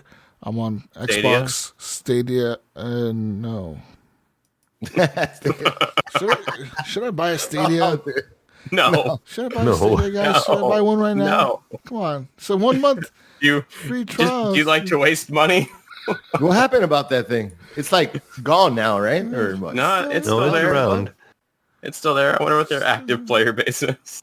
Where's Evan Tanaka at? We need to get Evan on here and ask Evan, him we need a Stadia update, Evan. What's going on here, Evan? Is there a Stadia charts? Yeah, he's like, a what? Stadia Oh, that charts. thing? Oh, that thing, I got rid of it at the yard sale for $5. Right next to my Ouya. Oh, remember that thing? That thing was like, okay, at least Stadia had like some sort of presence or whatever. Like Ouya was gonna fail when they had like to be in the parking lot at E3. They got kicked out of E3 and they were in the parking lot. like, guys, we can't go inside. We're out here in the hot sun. Come play our Ouya fucking thing. All you gotta do is walk across the busy LA street. Don't worry about it. We're in a parking lot at Best Buy because we can't be at E3. Think they're about to kick us out? You better hurry. They're about to call the cops on us, guys. Hurry up. Get over here and play the Ouya, the hottest new console. Jesus, one more thing. Atari. What? Are you guys going to do like a holiday special or anything? Have you thought about that? Holiday special? Maybe. Because you know that years ago, that's when I was like, wow, I like these guys. Oh, you want? I think it was like 3 years ago. You did like a huge holiday special, and you had like call-ins and stuff. And you want us to do? We want to do a call-in? Oh, okay. Oh man, live show. All right, man. All right, we got to do this, Straight man. up. Live show. like a couple years ago, though, right? Streamed It on was? Facebook. Let's do this. We can set this up. Where do we stream on? We're gonna stream on Discord. HGP going to Facebook Gaming. Yeah, Oh, hey. Facebook gaming. I don't know. Fucking Let's Mixer failed on me. Goddamn Mixer. Fucking Mixer. I had so much faith in Hey, Mixer. you're right about that, though. I was on that show. You were. Oh, But, yeah. Yeah, it was a few years ago, so maybe we could do that this year for sure. With the new consoles launching and all that, it's going to be a pretty crazy. I think November is going to be super busy. It's going to be Nuts, fucking right? nuts because we got Cyberpunk, Oh, man. Assassin's Creed, Call of Duty, fucking new I consoles, want to be on the show. new consoles. I'm busy. Yeah, hey guys, you want to call Cyberpunk? Hey Mayo, I can't make the show this week. I'm sick. 2 seconds later, Jesus is online playing Cyberpunk. Are you playing Cyberpunk right now? Yeah, fine. I'll get on for a podcast. Oh yeah, hey, you take over, Mail. You got it. Yeah, I can play this in bed right What now. was I that? feel really bad. Oh man, but we'll see what happens. It's gonna be a crazy month next month, or no, the month after next. Next month is gonna be pretty busy too, though. We got Squadrons coming out like in the beginning of the month, and that's gonna be fucking dope because I think it's gonna have VR support. I can't wait to play that in VR. Fuck yeah, Mayo. Anyways, we're out of here. Peace out, Brussels sprouts. We'll catch you on the next edition of the Horrible Gamers podcast. Bye, All everyone. right, that's got to be a new signature. Gunny Chief. Find him. Gender Gunny Reveals. Chief and some weird thing on PlayStation that's not Gunny Chief. He's over there doing gender reveals in the forest. Go find him. Go find him, people. We're out of here. Bye. See ya.